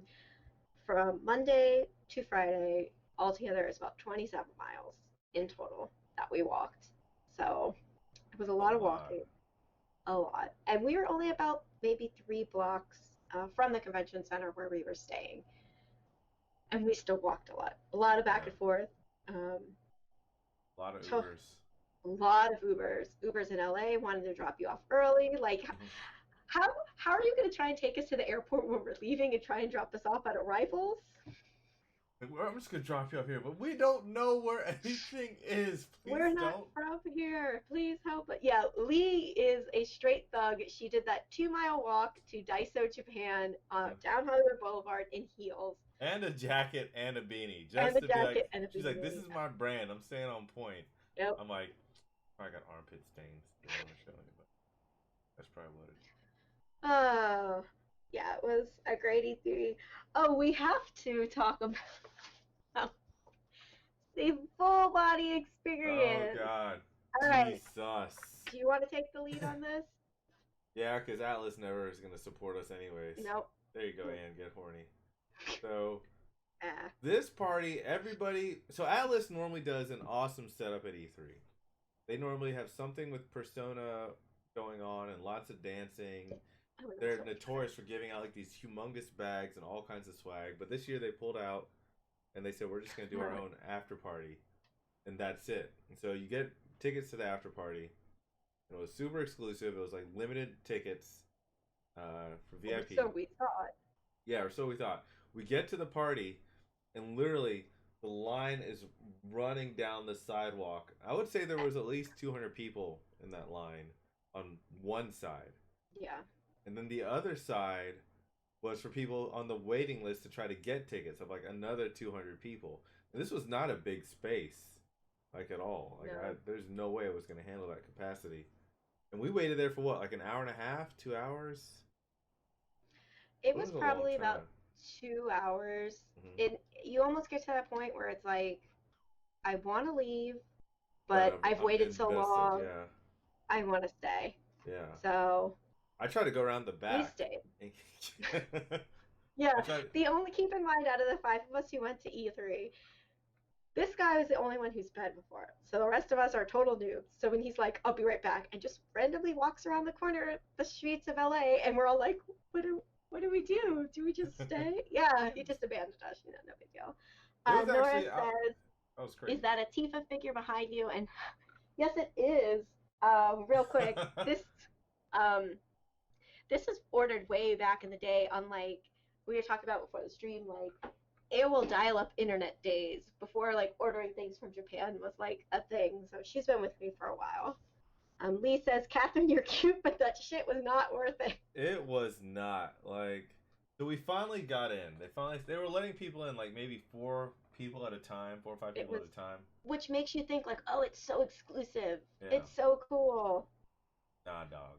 Uh, It was not like the building itself was nice. Like chandeliers and stuff, and they had full wall like prints up.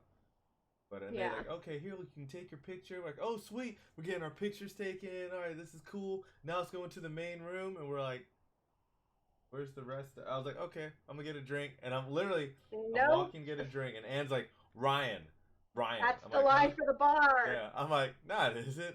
She's like, no, that's the line for the bar. I literally went. I looked at her and I go, all right, we're bouncing out of this shit. So you waited in line to get into a building to wait into an there were more people in line for the bar than Yeah. there were like actually anywhere else in the venue. And then they only Mm. had about four monitors set up with the Yeah. actual game to play. So yeah, like Lee said, you waited in a line just to get into another line. So we literally walked in, we got our free swag, which ended up only being these little Yeah. Catherine like goat horn headband things, and then get our picture taken. And we were inside for maybe 10 minutes, and we just gave our drink tickets away, and we left. It was such a joke. It really That was. was a waste. Like Then I that was was. making fun of some in real life streamer who was like in line behind us, and so I mean, I guess it was kind of worth it, but whatever. It was really shitty. So Oh yeah, I the full remember that. body experience sucked. Oh, and then there were some guys I overheard in line who were like talking about Dragon Ball who were so uneducated, and it Oh, was you were like so triggered. You were like talking about I Dragon Ball. don't I don't remember what he said, but I was It just was like something stupid. I was ready to go, but I'm like, let me not get to a fight like outside of this warehouse party thing. Uh, yes, so many L's. David says, seriously, if you're going next year, make sure you let me know ahead of time and try to hit up some of the PR contacts to help you guys out. We did pretty good. Yeah. We worked our connections where we could. We Mm-hmm. pretended we were press when we could, and we got And so much stuff for you guys. It's pretty yeah, crazy. that Devolver Digital was another cool little thing that we did. They had a fun street party across the street from the convention center. Like it was open to anybody who had a badge, and free drinks, free food. We ate there twice. mm-hmm. They fed us twice. We met some really cool people in there. Really chill, really laid back. The girl checking our IDs at the door was like Oh my god, that was someone's kid. So it was really weird. I'm like, you're not even old enough to be in here and you're checking my ID. Like, okay, He's like, "Are you sure. guys? Do you guys plan on drinking?" We're like, yeah. Yeah. We've So, obviously never drank before. Of course, we plan on drinking." but it was cool. They had lawn games. Then they had their game as well. Like beer and wine, and then they had a food truck there. Everything was free. Yeah. Um, so if you know where to go, if you know And where to got free look, shirts just for sitting at a table. yeah, literally Renzo and I were just sitting at a table eating, and some guy at the table was like, "Hey, what size shirt do you guys?" And we told him, and he's like, "Oh, here you go, have free shirt, have fun." It was like there's so much free stuff, not just swag, but like drink, food and drinks. If Yeah. you know, like honestly, if it was my first year without this guy, I would have been paying for food in that shitty food court every day. But literally, I don't think we paid for anything the first day. It was Nah. insane. Yeah, the So it food was, court's overpriced. The food sucks. If you know everything else, yeah. it's good. Like I love going to that Devolver spot. It's like one, there's no pretentiousness to it or anything. Everyone's just chill there, and that's when we. That's how we discovered genital jousting. And that's when Anne stopped taking the video footage of me and Renzo playing with the joysticks. Yeah, that was weird. Thank you, Renzo. Yes, But Renzo paid for y'all's sins. He like yeah, twisted his ankle at E3, like yeah. trying to get swag for you guys. So He was yeah. fighting like this gorilla thing, Hmm. Hmm. and it was scary, but he wasn't afraid at all. True story. True story. It's Unlike the pretty. fear we had when we found a random break room 86. Yeah, we went to a speakeasy, which was really awkward, really weird. I'm like, I don't know where we're going.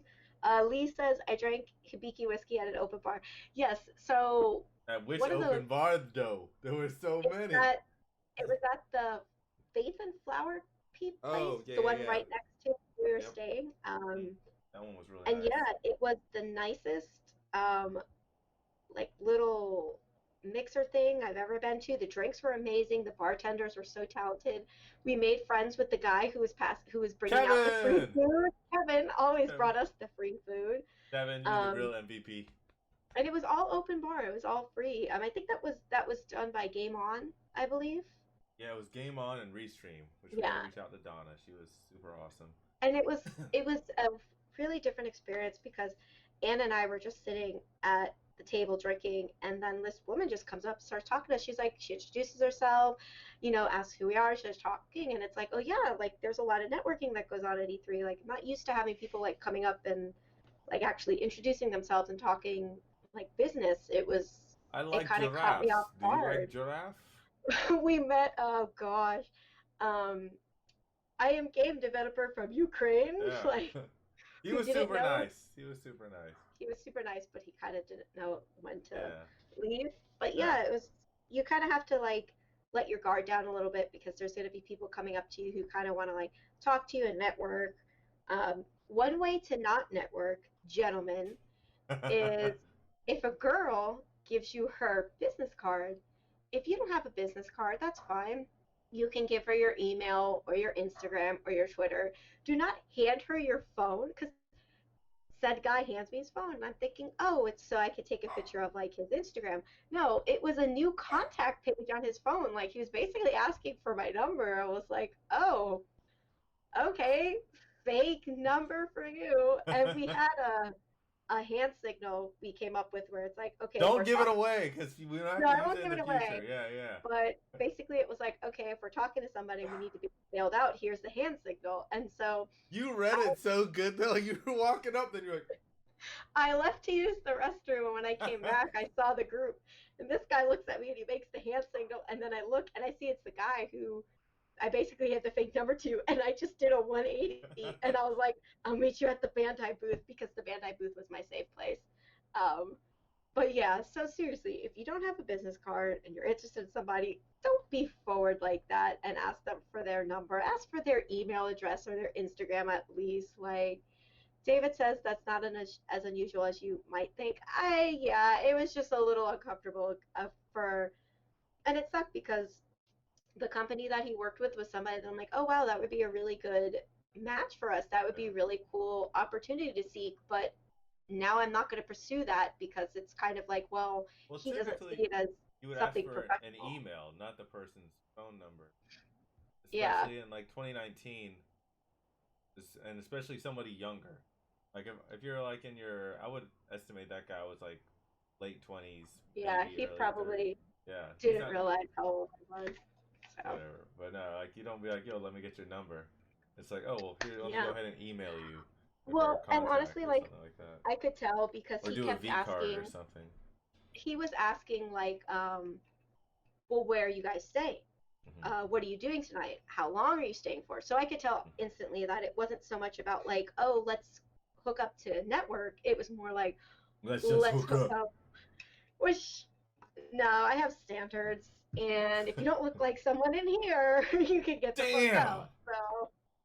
So, if it's a new, David says, if it's a new contact page, there would have been a slot for an email. Yeah, that's true. I mean, I could have given my, but honestly, I gave him my business card. My Yeah. business card has my email address on it. So if I'm giving you my my business card and you're giving me your phone, I have no way of contacting you.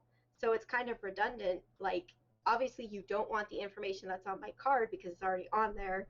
So yeah, you could try and stick up for him all you want, David. Like no, I could tell like creep meter was going off. But Lee wants Lee the says, story after Catherine. what happened after That was Catherine? Break Room 86. Oh, the speakeasy. This guy's Yeah. leading us down fucking So yeah, alleyways and so we had a lot of L's that night. We went. The Catherine party sucked. Then we went to like this other place, like apartment, like 503 or 803. I can't remember. it was closed. Yeah, they were Yeah. closed for us, so we got to like just walk in there and be like, "Hey, this would have been cool," but honestly, it just would have been like another bar, but it would have been a cool bar club. So there was this other place that I heard of.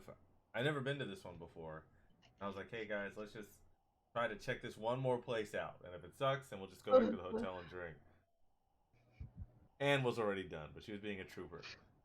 So we go to there's a span of numbers where this place should be. So we go to this hotel where it should be, and I'm like, doesn't look like what I'm expecting because like I know there's supposed to be like arcade cabinets and whatnot here, and the whole crew. I'm probably at that point was probably like, man, Ryan just needs to get us the fuck out of here and Well, go the home. entrance for this place was like the back where they take the garbage out. So Yeah. what am I supposed to say? So we're walking into the hotel. I'm not sure what's going on, and I see this tall ass guy. 8 foot tall guy. Yeah, he's wearing like a pink hoodie. He's got blonde hair. I'm like, he looks like the kind of person going to this secret club place. was like, hey, do you know where Break Room 86 is? And he just like goes, go in the rut now, and just keeps walking. So I'm like, Yeah, he all right. didn't stop. No, he didn't stop at all. So I was like, all right, come on, guys, let's go. So we just tailed this guy. So we go around the corner, go into this back alley. We're walking down. It's just the one guy is standing in the alley, and the guy that we're tailing is going up to him. Random And bouncer. Yeah. yeah, and I'm not gonna lie, for like a second, I was like, crap, I may have walked us into like a drug deal or something. This isn't good. Or human slavery, you know. Yeah, I was like, I legitimately was thinking, all right, if someone pulls a gun, I gotta take this first shot because the others can get a waste. This is my bad. But they were talking about agents and basketball teams and whatnot. So We're all just standing behind this guy, like, yeah. what are we doing? So eventually, the guy goes like, "How many? Oh, you got 5? They got 5." We're like, Yeah, "Oh on like a yeah, yeah, walkie-talkie, he's like, we got 5 coming in. yeah." Okay. And this other girl emerges from further in the back, coming out of this door. Like, oh, what are you guys here for? And we're like, oh yeah, we're here for business. And I completely BS'd it. Like I just started saying, yeah, Capcom, blah blah blah blah. Yeah, we all looked at each other like, what? Yeah. And she's like, all right, come this way. And so we're walking through this back kitchen area, like shipping zone, whatever. And she's like, no cameras, no video, no pictures, no nothing, blah blah blah. And we're like, what the hell is going on? And then she stops us. She goes, so does anybody want anything to eat, like any chips or anything before you go in? And We're we're all like, standing in front of a vending machine, basically. mm-hmm. And then we're like, no, we're good, we're good. And I was thinking, Just kidding. how much? Yeah, psych. Opens the door like there's this huge The club door inside. is the snack machine, basically. So she Yeah. pulls on the snack machine, and it was the door to the club. And I was just like, so aggravated because I'm like, I'm so anxious, and I'm like, this bitch just tried me, and I'm just like, ah, very funny. Fuck my life. I'm We're not tired. gonna die! Yay! Yay. Yeah, Lee says I was whispering to Anne, I don't like this. Yeah, Lee and I were walking in the back of the line. I'm like, I don't like not knowing where I'm going. I don't like this. This isn't cool. Like we all thought we were gonna die. But this guy's like, oh, we're just it's just gonna go walk through some back alley following an 8-foot tall man. Yeah. It worked out. It was like an awesome 80s club, and they had like alcoholic ice cream. They had an alcoholic ice cream truck. They had other vending machines where you open them up and you go to like actual karaoke booths. There was like a telephone booth that was another karaoke. Yeah, it was really cool. But they didn't have open bar. So that goes to a no on our list. Oh my gosh. Yeah, that was a lot. Brandon So says many Ubers. So many a lot of Ubers. Ubers. Gosh. You see the new Arcade 1-Up cabinets. Yeah, they had a Yep. ton of new cabinets. They had Ninja Turtles was there, right? Marvel Superheroes. We got to play on them a couple times right before that creeper dude showed up again, and I had to 180. Oh my gosh. See, David says, I heard they have bar guides or something like that in Miami that try to get you in clubs and then charge you after the fact. Friend of mine got scammed years ago. Oh, that sucks. Well, maybe that could be my next job. Maybe I'll be a bar guide one day. Good luck. Leading people down alleyways. Yeah. Hey, it worked out. It worked out.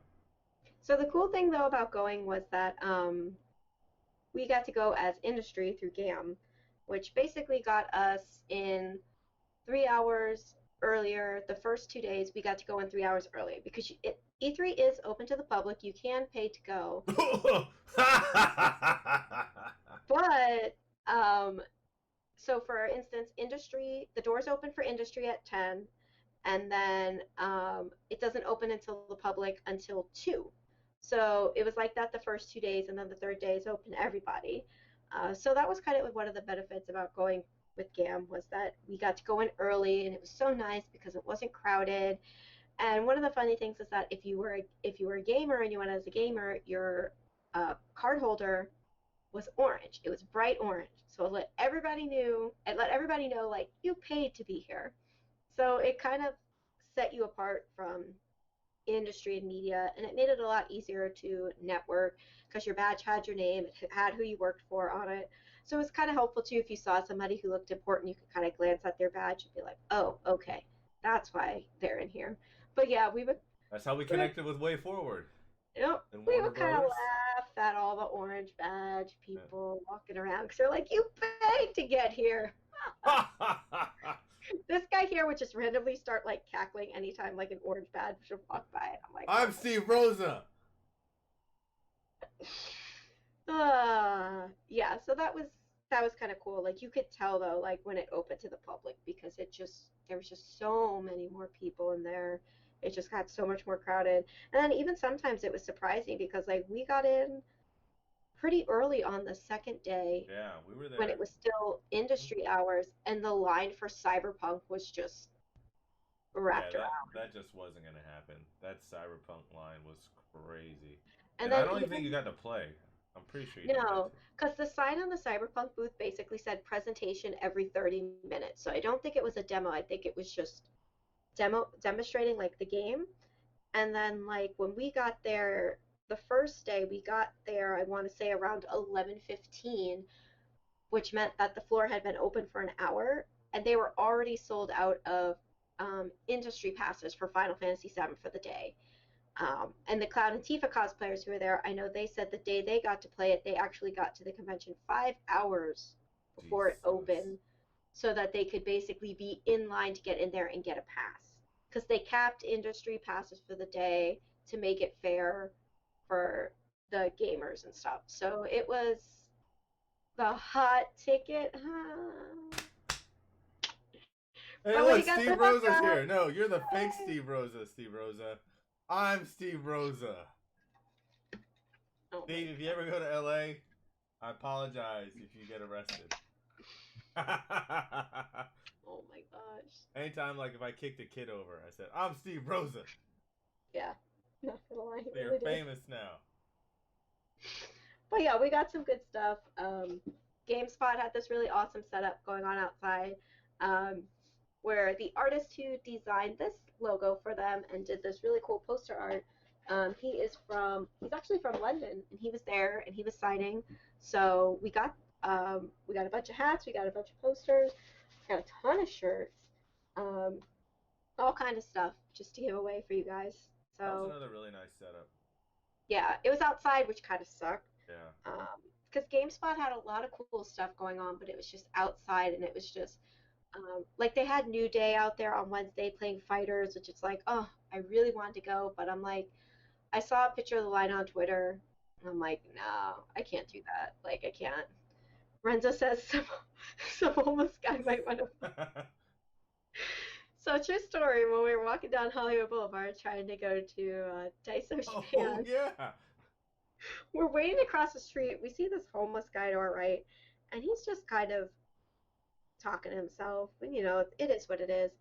And then all of a sudden you just hear, hey, hey, you, hey, bitch, Yeah. I'm at the top. And thank God everyone in our group is street smart enough to be like, don't turn around, just keep walking. And we're crossing the street, and he's literally like, I'm effing talking to you. You stop when I'm talking. And I'm just like, so I kind of glance over my shoulder. He is actually arguing with somebody in a car. And the light turns green and all the other cars start moving, but that he's standing for the car, and then this guy here is like, I'm Steve Rosa for some reason. So yeah, it was Charlie Murphy. Charlie Brand, Murphy. Charlie Brandon Murphy. says, speaking of London, did y'all demo Watch Dogs Legion? No. No, I don't even know if they had the demo there. They had a booth which had some pretty cool Yeah. cosplay on it.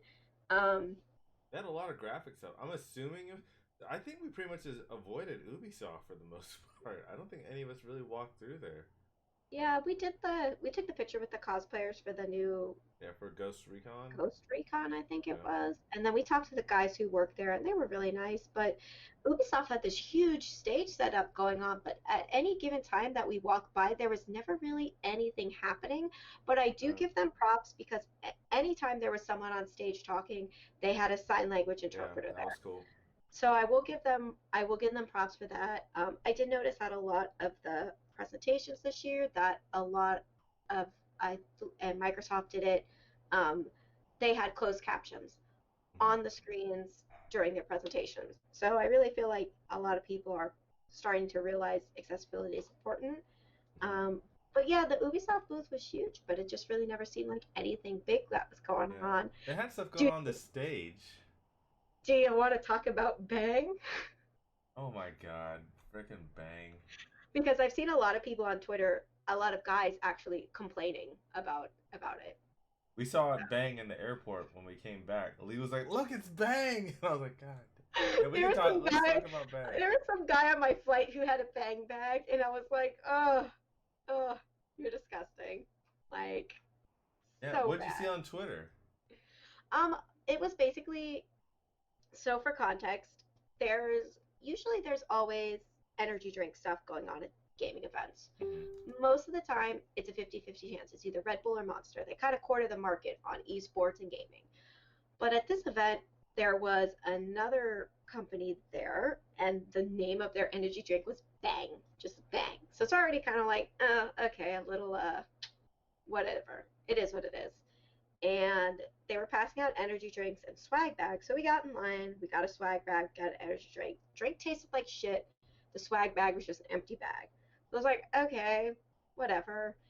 Then we go back the next day, and this booth is in the corner. It's facing the Uh-huh. wall, and you just hear music playing, and you hear like bass going. And so we kind of turn the corner. It's actually on the Facebook Live we did when we were there, and it's just girls in hot pants and sports bras, just dancing, just basically They were like, going ham for a while too. and Like they that were music, I going was like, "Damn." pretty ham, but it's like I thought that E3 banned booth babes, and it just seemed really out of place. I mean, it's like at least the Monster Energy girls, like I'm biased, I love the Monster Okay. Energy girls, For the but Red it Bull was girls, just sorry. Although we love and Monster, thank you for sponsoring Monster. yes, and then they had the red. There was their Red Bull was there. They were passing out Red Bulls and stuff like that. But just this Bang Energy had like this booth and dancers Yeah. and a lot of people on Twitter are It was a pretty basically big saying, booth too. It was like a full music stage. It was like I yeah, think there was gonna be a performance outside type deal. trashy as fuck. So a lot of people on Twitter are basically just reinstating the whole like I thought E3 doesn't do booth babes anymore. Like what does this really have to do with gaming? And I it got was a just Bang kind Buddy of sticker. yeah. Everything they did and said was just so just Anybody want to be like my bang? it was just really inappropriate. Um, but yeah, a lot of people on Twitter were just kind of like, what does this have to do with anything? And you could tell too, they were just kind of shoved in the Yeah. corner. The drink tasted like, and it even It it was like bad. advertised on the can that it had creatine in it, Mm. and I'm like, it's I didn't drink it. I think you tried it. I tried it. I threw mine out. Yeah, I couldn't drink it. Even I thought it was bad. And I drink that kind of stuff all the time. Yeah, it was just really terrible tasting, just really poor tasting, just in poor taste, the whole booth. Yeah. Because I mean, a lot of the booths had were staffed by females, but What's up, Bento? How you doing? they knew their stuff, so it was really cool. Everybody was super nice at the booths, so it was just like, okay, why did they get to dance in hot pants and sports bra and sell Yeah. and I, I really think their it's because they were just hurting for people to fill space. yeah, That's the only thing I could think of. Because usually, yeah, they would not. That would not play out. And they yeah. took up a huge space, so they probably just put money down and made it happen. It was just so like it's very off-putting. Like, hey, you want to try some Bang? It's like, no, I don't want to No. drink this shit, but it's free, so I'll take the bag because maybe there's some cool stuff in it. It was just an empty bag. It was empty. Like, who gives out an empty? Like, okay, so Final Fantasy, normally they give you an empty bag, but it's like a humongous bag to Yes. put stuff in. It's like a nice fabric bag. This was like a cheap plastic thing with nothing else in it. It was just like, ugh, whatever. Did we even keep those? I don't even know if we. No, we threw them out. I'm gonna see if it's in All of the us swag picture. threw them out. We didn't want that shit. Yeah, it was very oh, let's see. Yeah, I see we have no, we didn't. We didn't we kept the Geico bags. We kept the Final Fantasy bags. Yeah. No, sorry guys, if you wanted some free Bang merch, sorry. Ain't happening. It ain't happening. Yeah, it was just in really bad taste. Um it's hard enough like as gamers, as female gamers, it's hard enough to be taken seriously. And then like when you walk around E3 and it's like I can't even tell you like how many people we networked with who were in charge of booths and in charge of companies that were females that were Mm-hmm. like running it. And I'm like, oh, this is really cool. This is really empowering, you know. And then like a lot of the ladies working the booth were really nice, really cool. So when you come across this booth with all these like basically softcore porn on a stage. Yeah, It's like, oh, it's like taking cool. you back to the '90s almost. Like it was such a weird, Let me get the Final so Fantasy weird. bag. Nora's asking about it. All right, it's gonna take up my entire screen. I can't even see. So here was the Final Fantasy bag. So that's half of it. Here's the rest. So yeah, it's pretty huge. We got a lot of these bags. Yeah, we'll be giving out a lot of this stuff for ticket holders and for people sharing Space Cam over the Ooh, and next look month or at this. two. Keep Yep, in mind, if you guys want, we have gear swag and dry mall swag. It is not going to be it's not going to be easy as like buy tickets or share the event. Make y'all work for that yep. shit. If it's swag that Anne actually wants to keep, that means you got to work for it to get it, Yeah. and you So probably be still ready. won't get it because she'll just keep it anyway. No. Let's Well, I have my pile here. see. David says you dumb sap. Says bang bags are collector's items. Uh, No, he's not. you're the best, Nora. Let's see. Oh my Actually, god. let me give a quick shout out to our supporters on Patreon. Yes, yes. Thank you to Alexander Wills, Anthony Zayas, I'm pronouncing your name wrong, Autumn Bell, Dustin from Video Game Rescue, Dana Andrews, Jared Wheeler, Jeremiah Wilson, Kyle Schmezik, Tiger, Mark Pariani, Molly Lozano, Nora Doherty, you're new. Thank you, Nora. Thank you. Random Fandom Gifts and Sakura Youngblood. Thank all you guys for supporting us on Patreon. Yeah. You have no idea how much that truly helps. Thanks to you guys, we're actually currently looking into one. Because of y'all, we were able to waive the fees for the artists this year for the juried art entries. Look at that Little mask. swag. Look at that mask. We have a lot.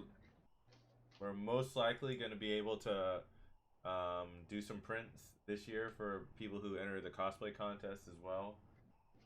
You've made it possible for us to do a lot more stuff with GAAM this year. We're about to announce the next. Anne loves that mask. We're about to announce the next meetup, like the community crafting event and the cosplay drink and draw. And because we actually have money now to budget things like this, We have money? we have money. We're still in the hole, but we have some money. We can actually do some like catering, like at the drink and draw. We'll actually have like chicken tenders and stuff like that set up. Publix chicken? Maybe if Publix will sponsor us. Somebody at Publix? We love. Let me tell you something. On the Tell me West something. Coast, they ain't got no sweet tea, and it's bullshit. You go to In-N-Out, and there's literally one thing that says tea and one thing that says iced tea. What? It made me miss Publix sweet tea really bad, guys. So, at Publix, And please. like, Cap that's one thing I can't deal with. Look at this Capcom. Capcom. The West Coast and New York, they don't got good sweet tea. Put some sugar in that. Yeah. Danielle, And honestly, I was go gonna ahead. tell her like, we were on the hunt for your swag stuff. We made sure we got the stuff from Natsumi. Was it Harvest Moon or? Yeah, the Harvest Moon. We got that stuff. We're like, all right, we got to get her a mask. We got to get her a bag. I think was it like a shirt. Was that Yeah, I got the Gears hoodie you wanted, the Borderlands shirt you wanted. Ryan pretended to be media to get the Borderlands bag, and then we all pooled our tickets together to get that damn sheep at Natsumi because they make you like sell your soul for a free keychain. So the real point of all of us going to E3 this year was to get Danielle stuff. That's what it was about. I have a box. I have a box that I'll be sending out to you this week, so don't worry. Yes, and then Lee points out a very good point. I don't mind so much having to hang around the Natsumi booth because let me tell you, they like only 5 out of 5 hunks need apply to work at the Natsumi booth because, gosh, it was like the most gorgeous Wait, event no. I've ever So this seen. is double stand. You just finished talking smack about the Bang booth. Yeah, but these guys were fully clothed. They weren't walking around in like Okay. tank tops and like board shorts. Like, no, it was. They were super nice too. Like, we Yeah. asked them like, "Yo, The dog. Can we Can like group these tickets together like a subway coupon? Because basically the way Natsume works is they give you a card and it has a spot for 4 stamps. They only give the cards out certain times of the day. So you already have to be there to get a card. And then you have to They tried get to four race back at stamps. noon, right? We were trying Yeah. to. Yeah. You have to get 4 stamps. You get one if you take a photo in their booth and post it. And then the way to get the other three is you have to play their demos. So which wasn't bad, but it ate Just up when you're trying to time. juggle time. When you're trying to Yeah. juggle time. Yeah. Problem. So basically, Ryan asked one of the delicious snacks working the booth, "Hey, if we all just get like 2 stamps, can we just combine them?" And the guy was like, "Yeah, sure." So that's what we did. We took the picture. I think Renzo played like real fishing or something like that, and combined the stamps. And They were uh, really nice. yeah, He was like, "Yeah, man, that's cool. I just started working here yesterday." I was like, "Okay, that's cool." yeah. So basically, we were able to get one for Lee and one for D. So yeah, we got it. Lee says it's just ironic how these companies know their audience. Yeah, They really obviously do. Bang knows their audience. Hmm. Orange Badgers. I know when we walked over there, it was nothing but a sea of guys just with their phones out Yeah. recording. And I'm like, oh, this is what you're gonna write home to mom about, right? Bang. Yeah. The only time I saw something worse than that was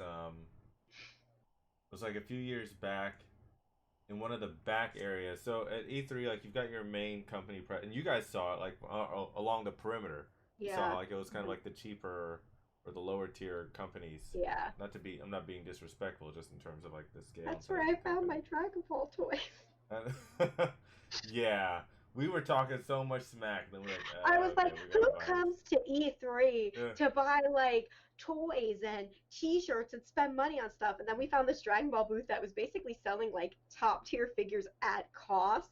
yeah. So I was like, which one do I buy? So I bought Gogeta. It's okay. It's Shut up. okay. It was all right. But back there, they had this one company that was demoing like VR porn, and I missed like no, not it wasn't there this year. They got rid of it, but it was a few that. years Oh, okay. back, and it was like empty hallway until you got to the very back of it. And then there's this huge crowd of dudes, and I was like, "What is all this stuff poking into me?" No, okay. But it was just like so. It was awkward because like there's always the one guy who's got the thing on, and then everyone else is like, "Oh, I Oh, want to check this out. I want to check this out." I'm like, "I'm supposed to yeah. be businessmen." It's very different too. Like I remember when we were standing in line for Dragon Ball the first day, and I actually turned around and counted. And out of all the people in line, excluding the girls in our group, there was 8 girls in line. 8. She And legit counted. I remember. I really did because I was like, and I'm like, it kind of sucks because the ratio was just probably 5 to 1. So it's like I'm hoping that over time that ratio slowly starts to kind of balance out and more girls kind of, show up to E3. We talked to a lot of great people who are really heading in the right direction with not just representation for females, but like representation for everybody, Hmm. minorities, everybody in gaming. So hoping to see that change, but legit, we were standing in line and I counted 8. I was like, damn, there's a lot of people in this line. So it was kind of, yeah, I'm hoping. Nora It's said, changing. It really is. yeah, it was, and I it's mean, just League. so funny though, because a lot of the big players at these companies and these booths are female. So it's like we may not be front and center, but definitely the ones behind the scenes. Hmm. And there's a lot of people, um, like Sarah's definitely an inspiration. Like she's working her butt off for Square, and that's really cool to see. Yeah. And we just met so many. I know Lee and Anna went to a networking event that was basically like all like females in gaming. So we're out there. We may not be like as front and center as I would hope we would be, but You I got to think meet we're kind of Rachel. Rachel and other. yes. Hmm. It was so cool. It was really cool. And then like honestly like talking to a lot of guys, the majority of the guys that I talked to weren't creepy, and it was like, hey, let's talk business, let's talk about the games that we like. Now there was one or two, don't get me wrong, but for the most part it was like really enjoyable conversations with people. So it's like, okay, cool, like we're getting there. um, but we had our hand signal for bail me out of this nonsense. Like, oh my gosh, my dog is sitting in the hallway outside my room. He's like, Mom, come Oh, get me. He'll be fine. But Nora said, I'm going to have to train hard on some self restraint when I go to E3. Honestly, I'm gonna have to, that floor is gonna set my wall on fire. Honestly, Nora, the majority of the stuff that you get is free. Um, I randomly bought Dragon Ball figures, and when we went to Little Tokyo, I bought stuff. But a lot of the really cool swag that I got was free. You just get for playing the games. A lot of the food and drinks were for free. This guy was telling me like, "Don't worry, you don't need a lot of money when you go," and I'm like freaking out, anxious. But you really don't once you're there. So it's really. Oh, Lee says Drake time, please. It was really actually a big difference from a regular anime convention or just gaming event. Like a lot of the be right back. good stuff is free if you just put your time into waiting for it. If you just know where to look, you could find events like what Devolver was doing with free drinks and food. And then also too, if you just a couple weeks leading up to E3, if you just keep an eye on Eventbrite, there's so many events, free parties, free drinks, free food. So it's just getting out there. It's just a plane ticket to LA, and then boarding is what costs so much money. I think my plane ticket was a lot of money. Um, but really, it's just traveling. It's just room and board, and traveling is what costs a lot. So I honestly don't know if I'd recommend E3 for as a as a gamer. Like, unless you're planning on doing a lot of other stuff. Like, if you're making it yeah, an make a LA trip, vacation yeah, and go for a day. Kind of like yeah, if we were to ever go to Japan and go to Tokyo Game Show. exactly, exactly. Yeah. But yeah, because otherwise, I don't think that I don't know if it's worth it for someone on the gamer pass to. Like, if you live in LA, definitely. But like Ann was saying, the hours were so like the first day, the hours were super limited. You got what, maybe 3 or 4 hours at most for the gamer Yeah, pass. And then I if you're want to. waiting, if you would have waited for Cyberpunk, one, you Oh my definitely, God, that's your whole day. yeah, you're not gonna get tickets to a lot. Like Final Fantasy VII, you never would have got tickets to it. It wasn't gonna happen. Um, Unless you know somebody. unless you know somebody. But Sorry. because like some of the booths would do additional passes right when the gamer pass people could come in, but that was some Yeah, booths. they So capped imagine, it. Square yeah. capped it for industry, Hmm. and then when the gamer open hours opened, they had a certain amount for gamers. But even like I said, we had a pass. We still waited an hour. So Hmm. Yeah, because if we, God, between Dragon Ball, like yeah, if we would have done if we would have done Borderlands, that would have been, and whole we had the day. gamer pass, that would have been it. You wouldn't have been able to do anything else. Yep. Mortal Kombat, luckily we got the fast passes for that, and so that Yeah. kind of like expedited that whole process. It's a lot like if you've been to PAX, you know, you go to these things to wait in line to do things. So you Hmm. have to pick and choose Hmm. what you want to do. What's a priority? Like to me, if we didn't get lucky with Final Fantasy, I Yeah. would have gladly given an entire day for Final Fantasy VII. The fact that I didn't made it that much sweeter, but you really have to pick and choose like what you want to do and what you want to experience. And when you have the limited hours with the Gamer Pass, it makes it harder. Now you could get a VIP Gamer Pass, which basically gave you access to industry hours, Things but I think that was like ridiculously a that was like $1,000. $1,000. Um, so I mean, yeah, I would definitely say if you have the opportunity to go as industry or as media, totally go for it. If you want to make a trip out of it and go for the day, because just walking around, like there were days where like we didn't, like I think the second day we didn't really play much. We just kind of walked around. We went to meetings. I played this one indie game that was really cool, but like even just walking around, checking it out, um, it's quite the experience. Lovely, lovely carpet everywhere. You're never walking on Oh, concrete. so nice carpet.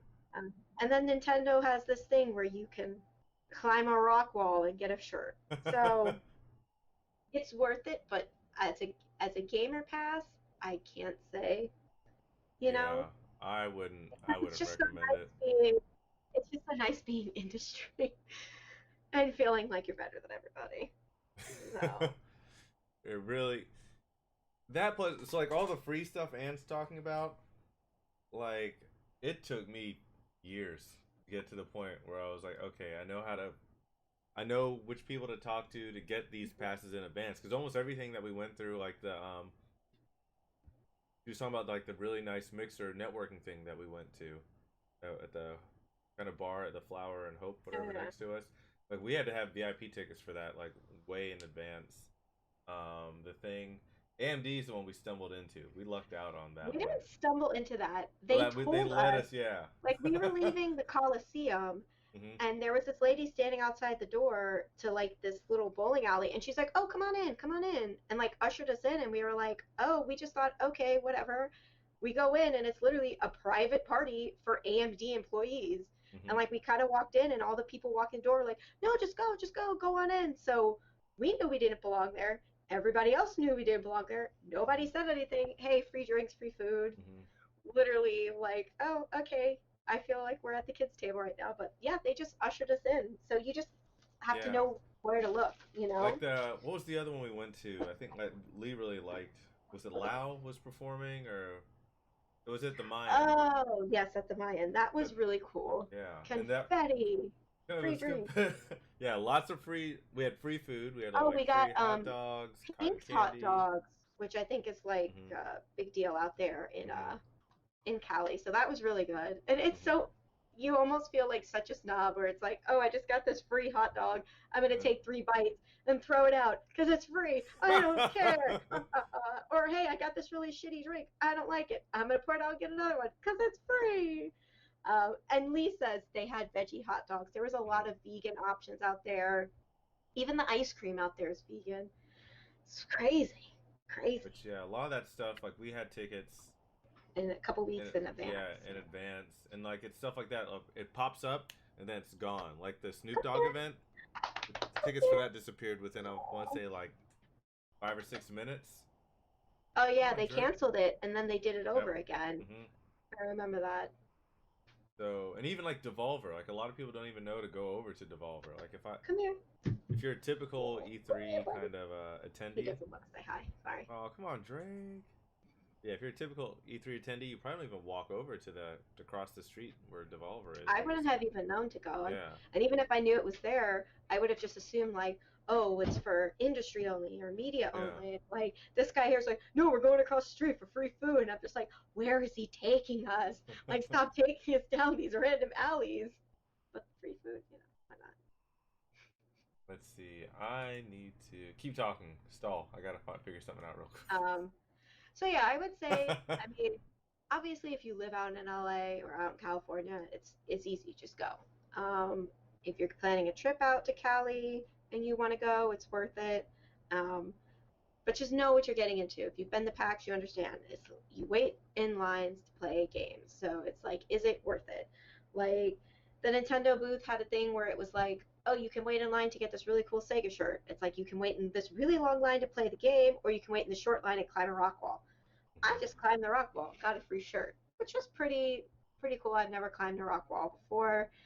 It was slightly terrifying when I'd go to grip onto one of the rocks and they were flipped upside down. So it was like, holy shit, how do I do this? Just don't fall. Um, and then like jumping down where it's like, okay, you reached the top. Now what do I do? And I just kind of like just jumped down and let it go. And thankfully Renzo was there to catch me at the bottom because I was really confused. I don't know how to do rock walls. But that was pretty cool. So David Morales says Ryan is just looking to play Tokyo Drift again. I think we were in the Japanese grocery store and I almost like batted the phone out of his hand. I'm like, you can't play that in here. Like the Why understand. not? They know what the song is. Oh gosh. But yeah, we And then Anna kept on picking up pregnancy tests. that's kind of weird what just happened.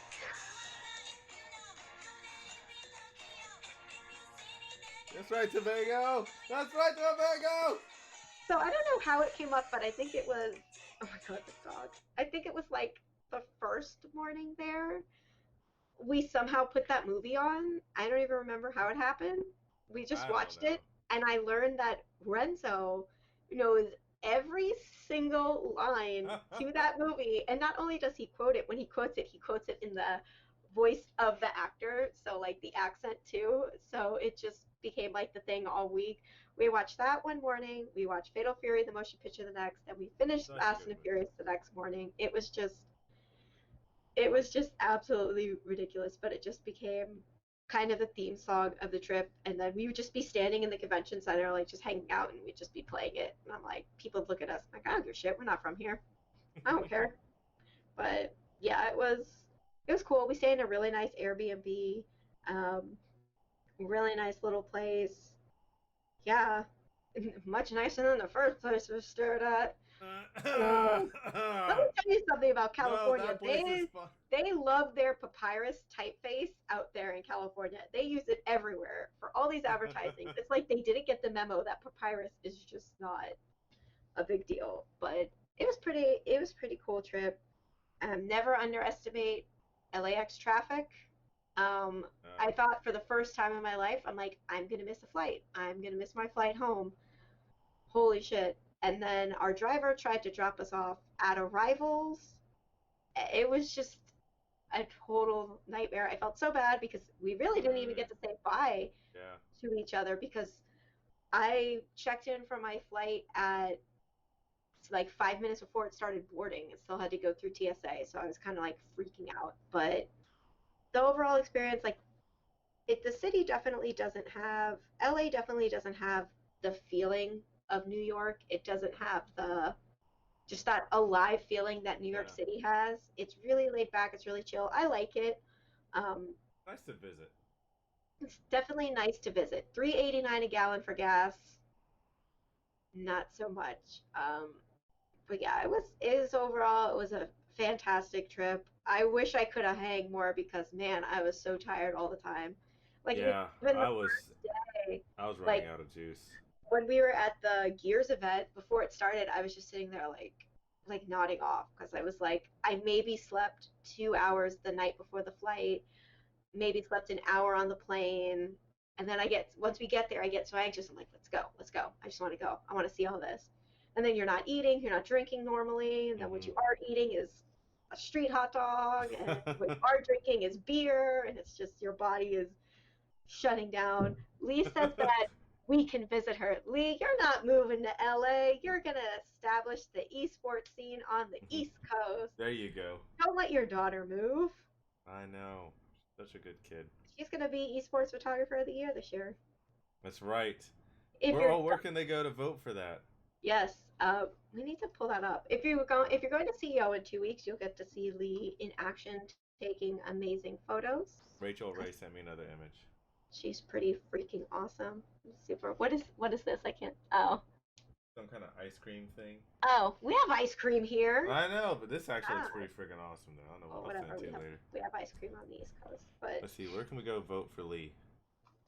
let's see. Ooh, I'll check my Bitly because I think I made a short URL for it. Thank you, Tobago. I can't see the screen, Tobago. My I know. dog is Thank you. just like Thank you for the over kisses, by Tobago. the front door. I believe it's esportsawards.com.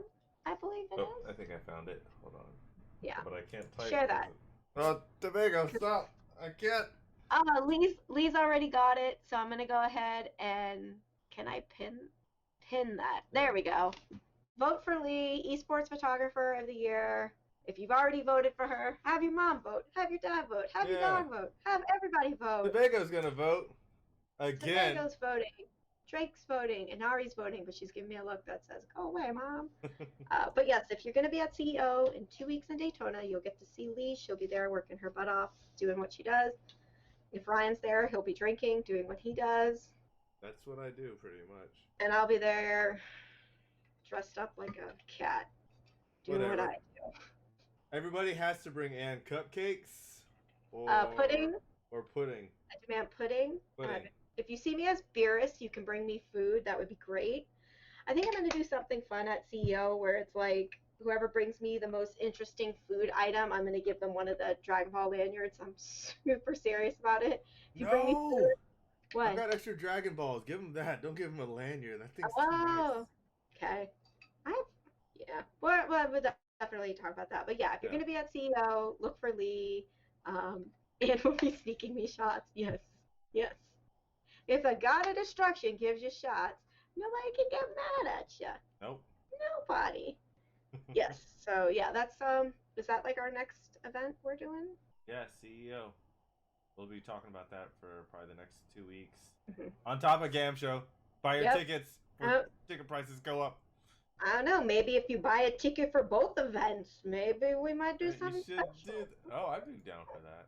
I don't know. We have so much stuff to give away. We just have to Yeah, figure we out ways do. to give it away. Like, I don't know, man. Speaking of giving things away, we need to announce winners for this ticket giveaway. So, Yay!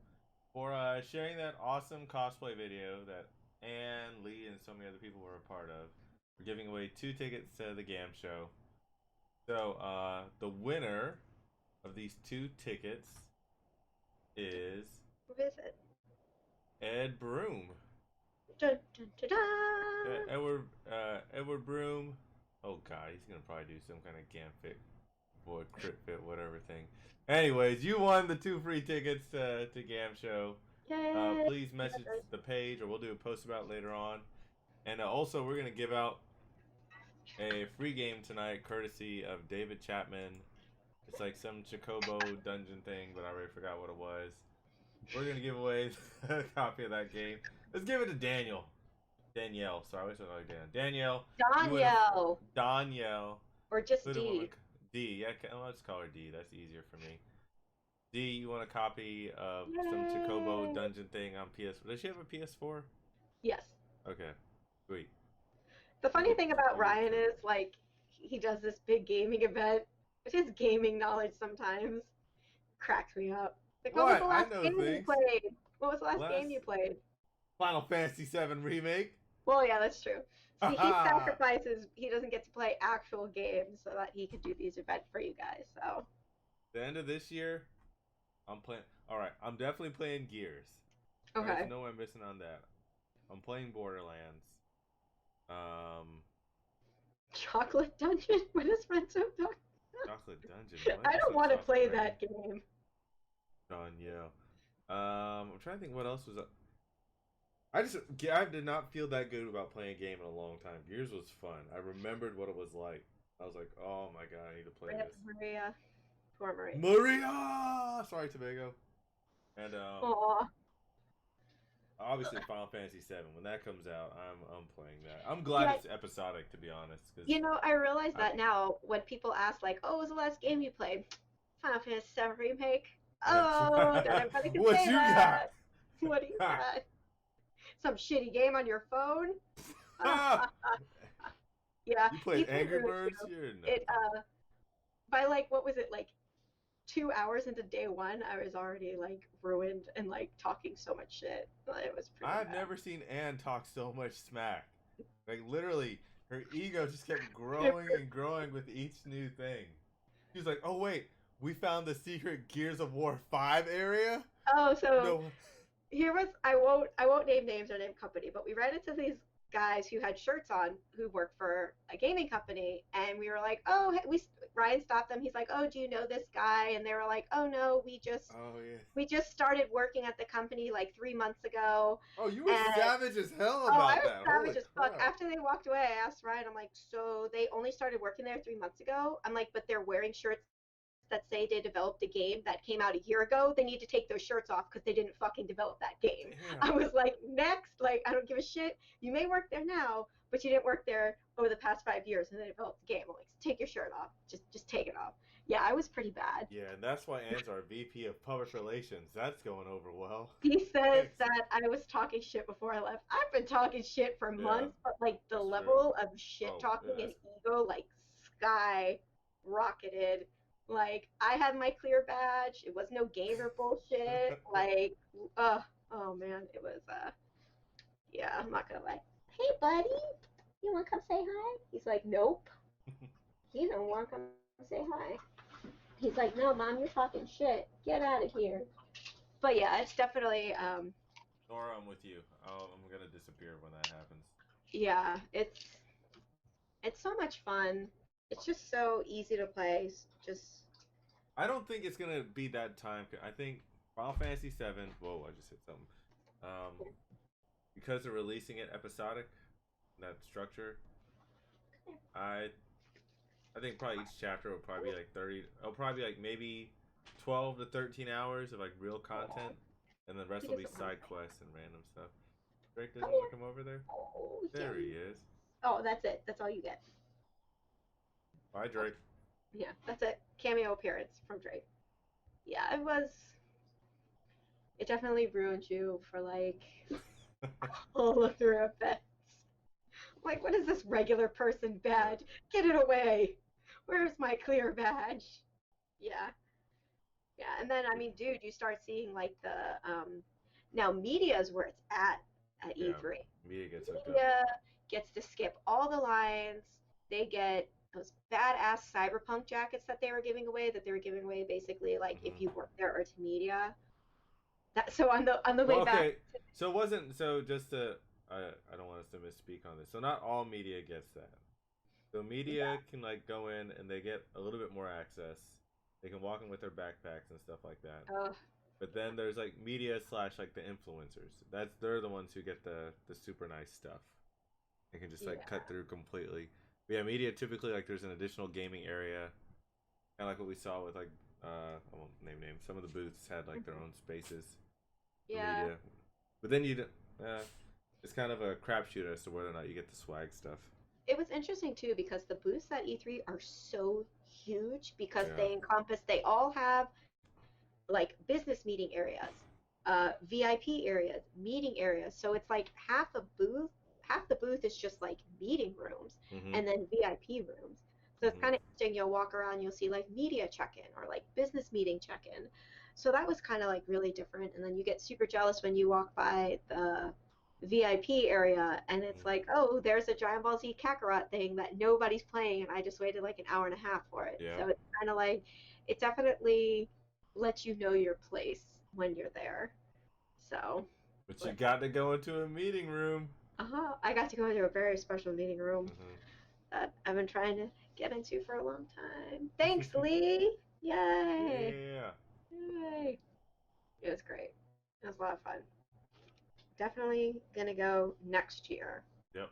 Maybe. I don't know. I don't know if I had enough fun. Depends on if Fortnite's there giving me free shit again. David Like, Chapman, media usually has a lot to cover. Very true. Media, he's right because of the nature of what has to happen. But honestly, I don't think there is. And well, we can definitely. This will be a much bigger argument for us to have for like another episode. E3 and the media. I don't think there's that significant an impact from the standpoint of I think E3 is more for business and it's yeah, transitioning more so into like consumer and then media stuff. If because that makes sense. a lot of the main media coverage you get is all on like IGN Live or GameSpot Live. That's where they get all the developers who come in and like talk live. So it's like if you're on the ground media, you're basically doing your media coverage for your outlet. So it's not really like it's more to the benefit of you than it is to the benefit of them. Yeah. So, yeah, and Lee It's says a lot of it's media, changing though. It's definitely changing a lot, right? yeah, Especially right now. Lee says a lot of media are honestly just shitty content creators. Let's be real. That's very true. That's very true. I mean, if you have a Twitch channel that has enough followers, I'm sure you could probably get in as media. And like, so what are you going to do when you're there? What are you going to bring back? Like, why are you laughing? No, because Tobago's making a hold on. Tobago, make her. Oh, he doesn't want to do it now. He's making a funny face. That's why I was Oh, laughing at him. yeah, a lot of times too, like you'll see like, I don't know. Yeah, like, There's a lot of great media people that are there, but I know a lot of media people that go there and they're just there because I don't know whatever random ass reason they're not really there to. That goes for a lot of people at E3 though. A lot of people there are just like, hey, like hell, even us, we're there like, yeah, we're gonna get a bunch of swag. yeah. Well, we knew, like, we were even talking to people, like, yeah, we come here, to network, and then we try to get, like, as much swag as we can because we like to give it away to the people who, like, come to our event. So, I mean, we were, like, Yeah. real with people. It's all about kind of making the right connections with people so that we can keep this brand going for you guys. David says it's not just live stuff too. Media has to plan coverage for these projects long in advance. Well, what I'm trying to say, David, is like in the past. This is what I should frame it as. In the past, I don't think we all look to the media, and this is definitely not directed at you, David. And I know you've got a different like dog in this fight. My stance is that in the past, people have hyped up E3 to be this humongous media event and put the value in it there, and I don't think that is where the value of E3 really is in terms of like getting bro. Because think of like how many games that you saw that came out at E3 or that they promoted E3, and just how many like projected sales are coming off that. It's not really happening. Like Final Fantasy Remake, they've got their special edition thing. I think There's a that's few sold big events. out, to be honest with you. Yeah, I might be wrong, but I yeah, think the pre-orders on that are capped. So, yeah. So but I yeah, mean, think about it. exceptions to the rule. Yeah. They announced they announced it at the state of play on their Facebook, which is how Hmm. they initially announced it. So it was like, Hmm. whoa, that's kind of a huge thing for them to announce just on Facebook. Hmm. But they were announcing it in advance because they were going to have it playable. Which, if you This. know, well, you kind of had an idea of a couple months ago. So, and this just might be being like old man talking on it because I see more the value of Man, E3 from the business perspective, and got to see this firsthand. Just how many businesses are there in LA and how they yeah. show up to that, and how much easier it is to meet and talk to other developers and producers and distribution partners Mm-hmm. all within that area. And I think that's where the value of E3, that's where it should be. Now, it's definitely changing now and it is becoming more media focused. And that's why I think it's converting more into like a convention type format where Anne can get Dragon Ball collectibles and you have like Bang Energy like popping up. But for the most part, it was more to, in the past, it was more for planning and for to be able to do projections and to be able to get all that. Because how difficult is it to get all those people together at once? Like, think if you're trying to do meetings with Yeah. Sony Santa Monica and Epic Games and Microsoft and Nintendo and having to crisscross between Los Angeles and Seattle and all Yeah. these other cities. It was like, oh wait, now everybody's in the. It's like with most trade shows. Like that's the reason you have trade shows, is so people from the industry can all meet up at once. But now it's transformed into something else where people are like, Yeah. oh my god, if E3 doesn't show off this game, then it's gonna fail. It's like no, well, because that's not even like the E3 needs to make Can X amount I of money. Yeah, go for it. can I say, like, how for months leading up to this, when I first started talking about on Instagram how I was going to E3, I can't even tell you how many people told me E3 is going to suck because Sony's not going to be there. Yeah.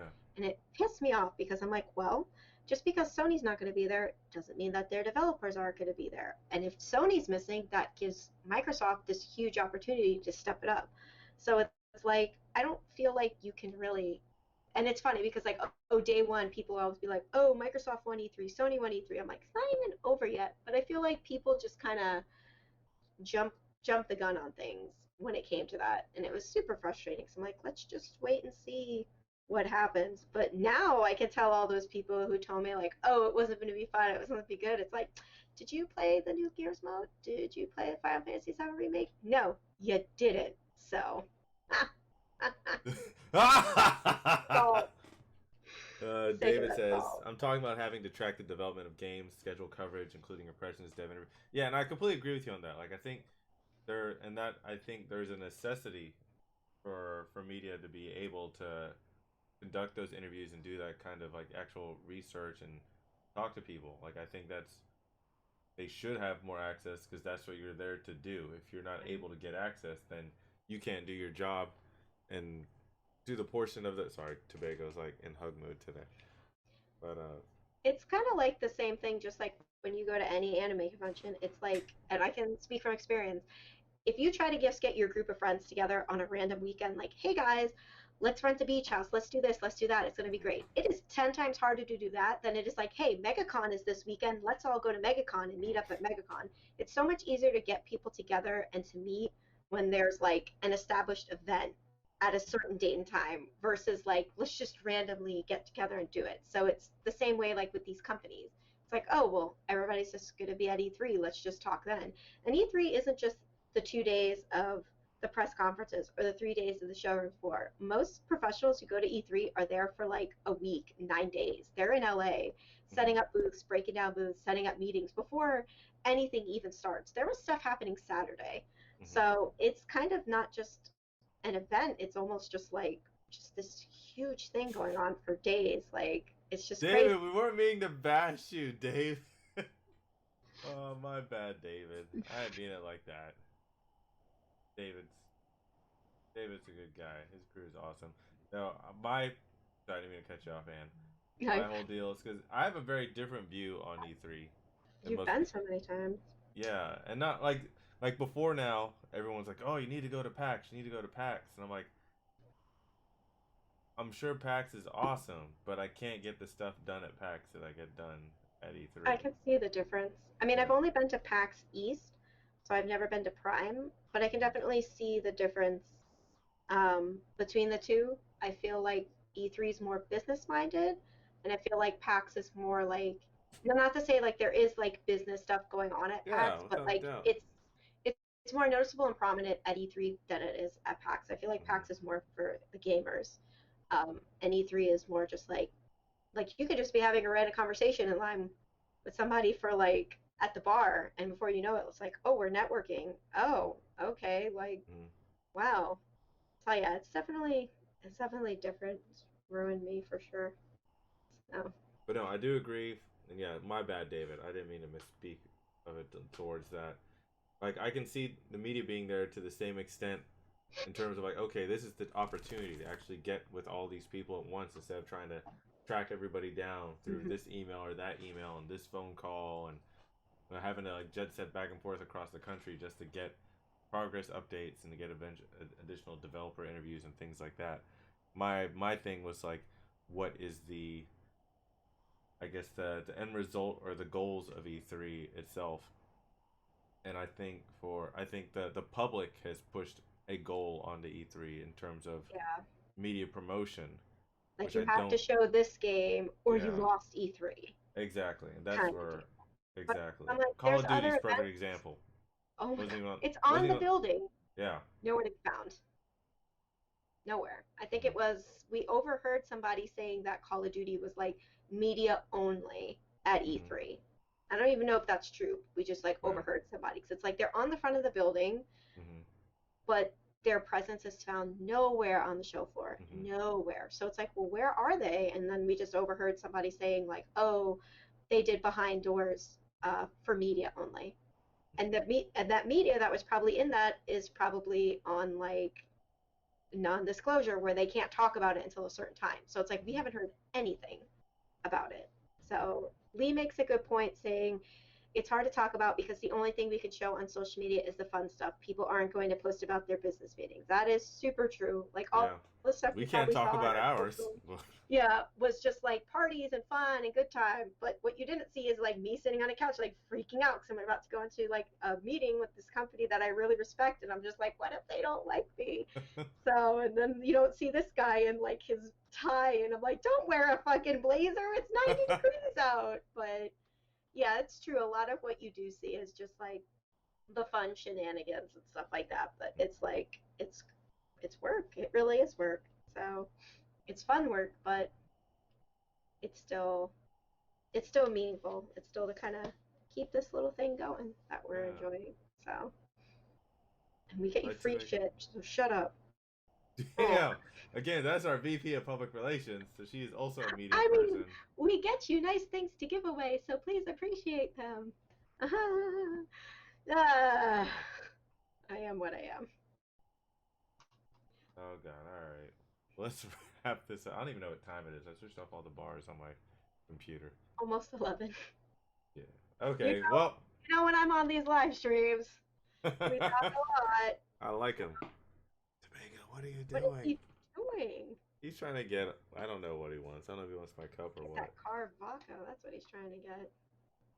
He's typing so fast. What? That's why he I've likes to got type. nothing. It was a great time. He got to play some really cool games. Got to play some AAA games, some little indie games. Got lots of swag. Met a lot of people, and had some meetings that hopefully will pay out in the end. So yeah, yeah, yeah. Lots of Dragon Ball stuff. I bought Yay! 3 new figures. Oh God. Oh God. Nora says, "Thank you so much, y'all. My heart is very full at the moment." Oh, thank you, Nora. Like we definitely appreciate you watching the live streams over there and And for commenting, being a patron. and for being a patron. We definitely appreciate it. So And yeah, again, I want to say, the gamer tag is worthwhile if you're going to enjoy the rest of the city. yeah, Like, don't go just for E3 because you're gonna get. Think of like if you were going to like a convention, right? For like a 3 day convention, and you're only gonna get maybe half at most of the showroom floor time, and you're gonna pay $250 for a it. lot of money. Yeah, so and then just traveling to LA in itself is expensive, and staying there, especially during something like that, it's expensive. Yep. Is it an amazing experience? Yes, I would love for everyone to experience it, but I wouldn't do solely that just because of the price. But now, if you're just rolling in money and time, then yeah, do it. Like you're like, oh, ain't Right. no thing. Yeah, fine. But if you're like most of us, myself included, like I'm like, dang, $250. Like I'm not even gonna be able to go into like the afternoon, and then they're Yeah. not even. I gotta wait how many hours just to play the game, so I'll barely get to do stuff. Like I know I would feel gypped if I went and spent two Oh fifty yeah. and been like shit. I got to play 2 games, and that was it. I missed out on the Mortal Kombat free ice cream. Oh no, we got that what 2 out of 3 days we got Yeah. that, and then I Mhm. think Lee and everybody else got it every day. Mhm. And it's funny they gave the wristband and we didn't even know what it was for. They didn't tell them the first day. And it Mhm. wasn't until the second day they're like, "Oh, you get to skip the line." I was like, Yeah. "What?" That was awesome. Free ice cream. But but if you can go, and for many of you, I think it'd be very possible. Like if you're doing something like maybe you have your own blog, or if you have a Podcast. podcast, or look what Tobago's doing right now. He's You just don't know what you're doing. he's just rolling around on the ground. Are you gonna bark at me? Drake, come here. He's like sitting at my door to my bedroom, like, "Let me out. I don't want to hear about this shit." Drake goes as VIP media every year. That's what y'all Oh don't yeah, know. Like, dogs do whatever they want. dogs poop on the sidewalk in LA. Like, Man, there's all the time. Like nobody there's picks no it up. there's no grass, so they just walk their dogs on the Yeah. sidewalk and they just poop on the sidewalk. Like the smell of peas everywhere. It's great. LA is great, guys. Go for vacation. Yeah. David Morales, solid, honest advice. Yeah, I don't want to paint the wrong picture for Yeah. anybody. Like it's a great event. It's amazing. But It's like for me, I went as industry, so it was absolutely like next level compared to everything else I went. But if I would have gone as a regular attendee, then I feel like that half the magic that I experienced probably wouldn't be there, yeah. you know. Or if you have $1,000 and you want to get that badge, yeah, you'll have VIP. tons of fun. But if you have $1,000, there's a lot of stuff you could do. You could Yeah. buy. You could probably make them release Final Fantasy VII remake right now if you have $1,000 to sit And around. then too, it depends on like the year you go. Like for me, if I would have gone Yeah. last year, um, it I don't know if it because I mean like I don't You would know if have had last Dragon year Ball Fighters come out. You would have been yeah, okay. yeah, yeah. But I mean, it's like this year, it just because I won't lie, like the beginning of the year when we were talking about going, it's like, well, I'm going regardless. But I started to think, I'm like, man, am I gonna end up going the first year I go to E3 and there's nothing good and there's nothing excited that I really want to play? Like, am I gonna kind of get like basically like bummed out? And then it was like as we got closer and closer to E3, it was like it got to the point where like D and I were talking about it, and D was like, dude, you picked the best year to go, and it was like, holy shit, I really did. Like Final Fantasy VII Remake on its own would have been enough. Mm.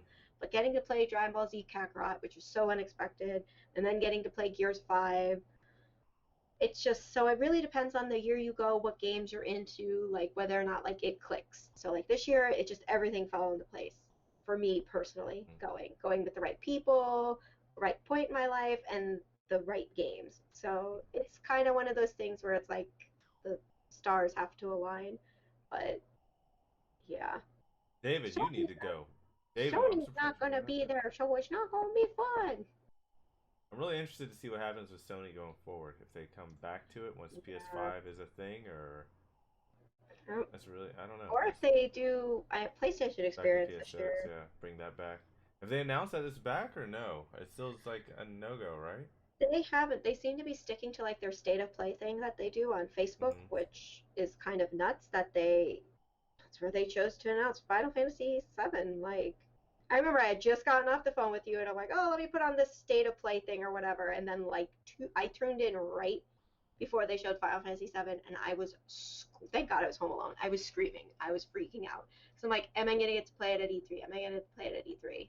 I didn't even know it was gonna be playable until like right after the press conference. I remember texting Dee because we were in a cab on the way to the Snoop Dogg party or something when it was going on. And I'm like, is it on the showroom floor? Like, tell me, tell me. And when she told me it was, I was just like, oh my gosh, like, we're here. This is going to be amazing. So, yes, we got very lucky. Everything lined up perfectly. I remember one year they had Little Wayne performing because he was doing like a skateboard game. Thank you for that random Sorry, I don't know little. It doesn't matter about Little Wayne because we got to see Snoop Dogg. where. But yeah, I think Dave Morales. I'd rather spend $1,000 on extra life Jacksonville Patreon subscriptions with GAM VIP tickets. There you go. Good call, Dave Morales. And you still get the swag. Yeah. Good stuff, Cool. guys. It was fun. Glad we got to talk about it. We had a really good crew. So Renzo, Anna, and Lee, guys are amazing. Really, really stepped it up. Everybody worked their butt off. Whether it was networking, getting swag, just being in the right place at the right time. Everybody did good work. So we got good people. And then this guy taking us to random alleys, random bars. But we're all still alive and back home in one piece. So it is what it is. Yeah. So All right. yay! That's E3 2019 in a nutshell. Yay! All right. Now let's Yay! all go play Final Fantasy VII Remake. Yeah, let's go play. Yay! This guy didn't even finish playing. I tried. Okay. I get distracted. I didn't know about the ATB stuff. Oh no, I was like, I did the same thing when we played Dragon Ball Z Kakarot. I'm like, okay, there's all this side quest stuff, but I gotta go fight Raditz. I gotta fight Raditz, guys. And I did, and I won. And I finished the Final Fantasy VII demo. We didn't get to finish when we played the Gears mode. We didn't get to finish. We all died. So, shame. Shame to my Locust family, I know, but it was still fun. I'm excited to play it again. Good job, guys. Good job, fam. We have so much Woo! stuff to give you guys. Yay. All That's right, all I cool. got. Yeah. That's all. So Anne will probably make another PowerPoint presentation by Okay. tomorrow on something else. I made this one today in like 2 hours, so yeah. Whatever. I enjoy PowerPoints. I wanted to give you guys a family vacation PowerPoint slideshow that was a little bit more fun than just some random vacation. Look at this cool stuff. We got to see a lot of cool stuff, do a lot of cool stuff.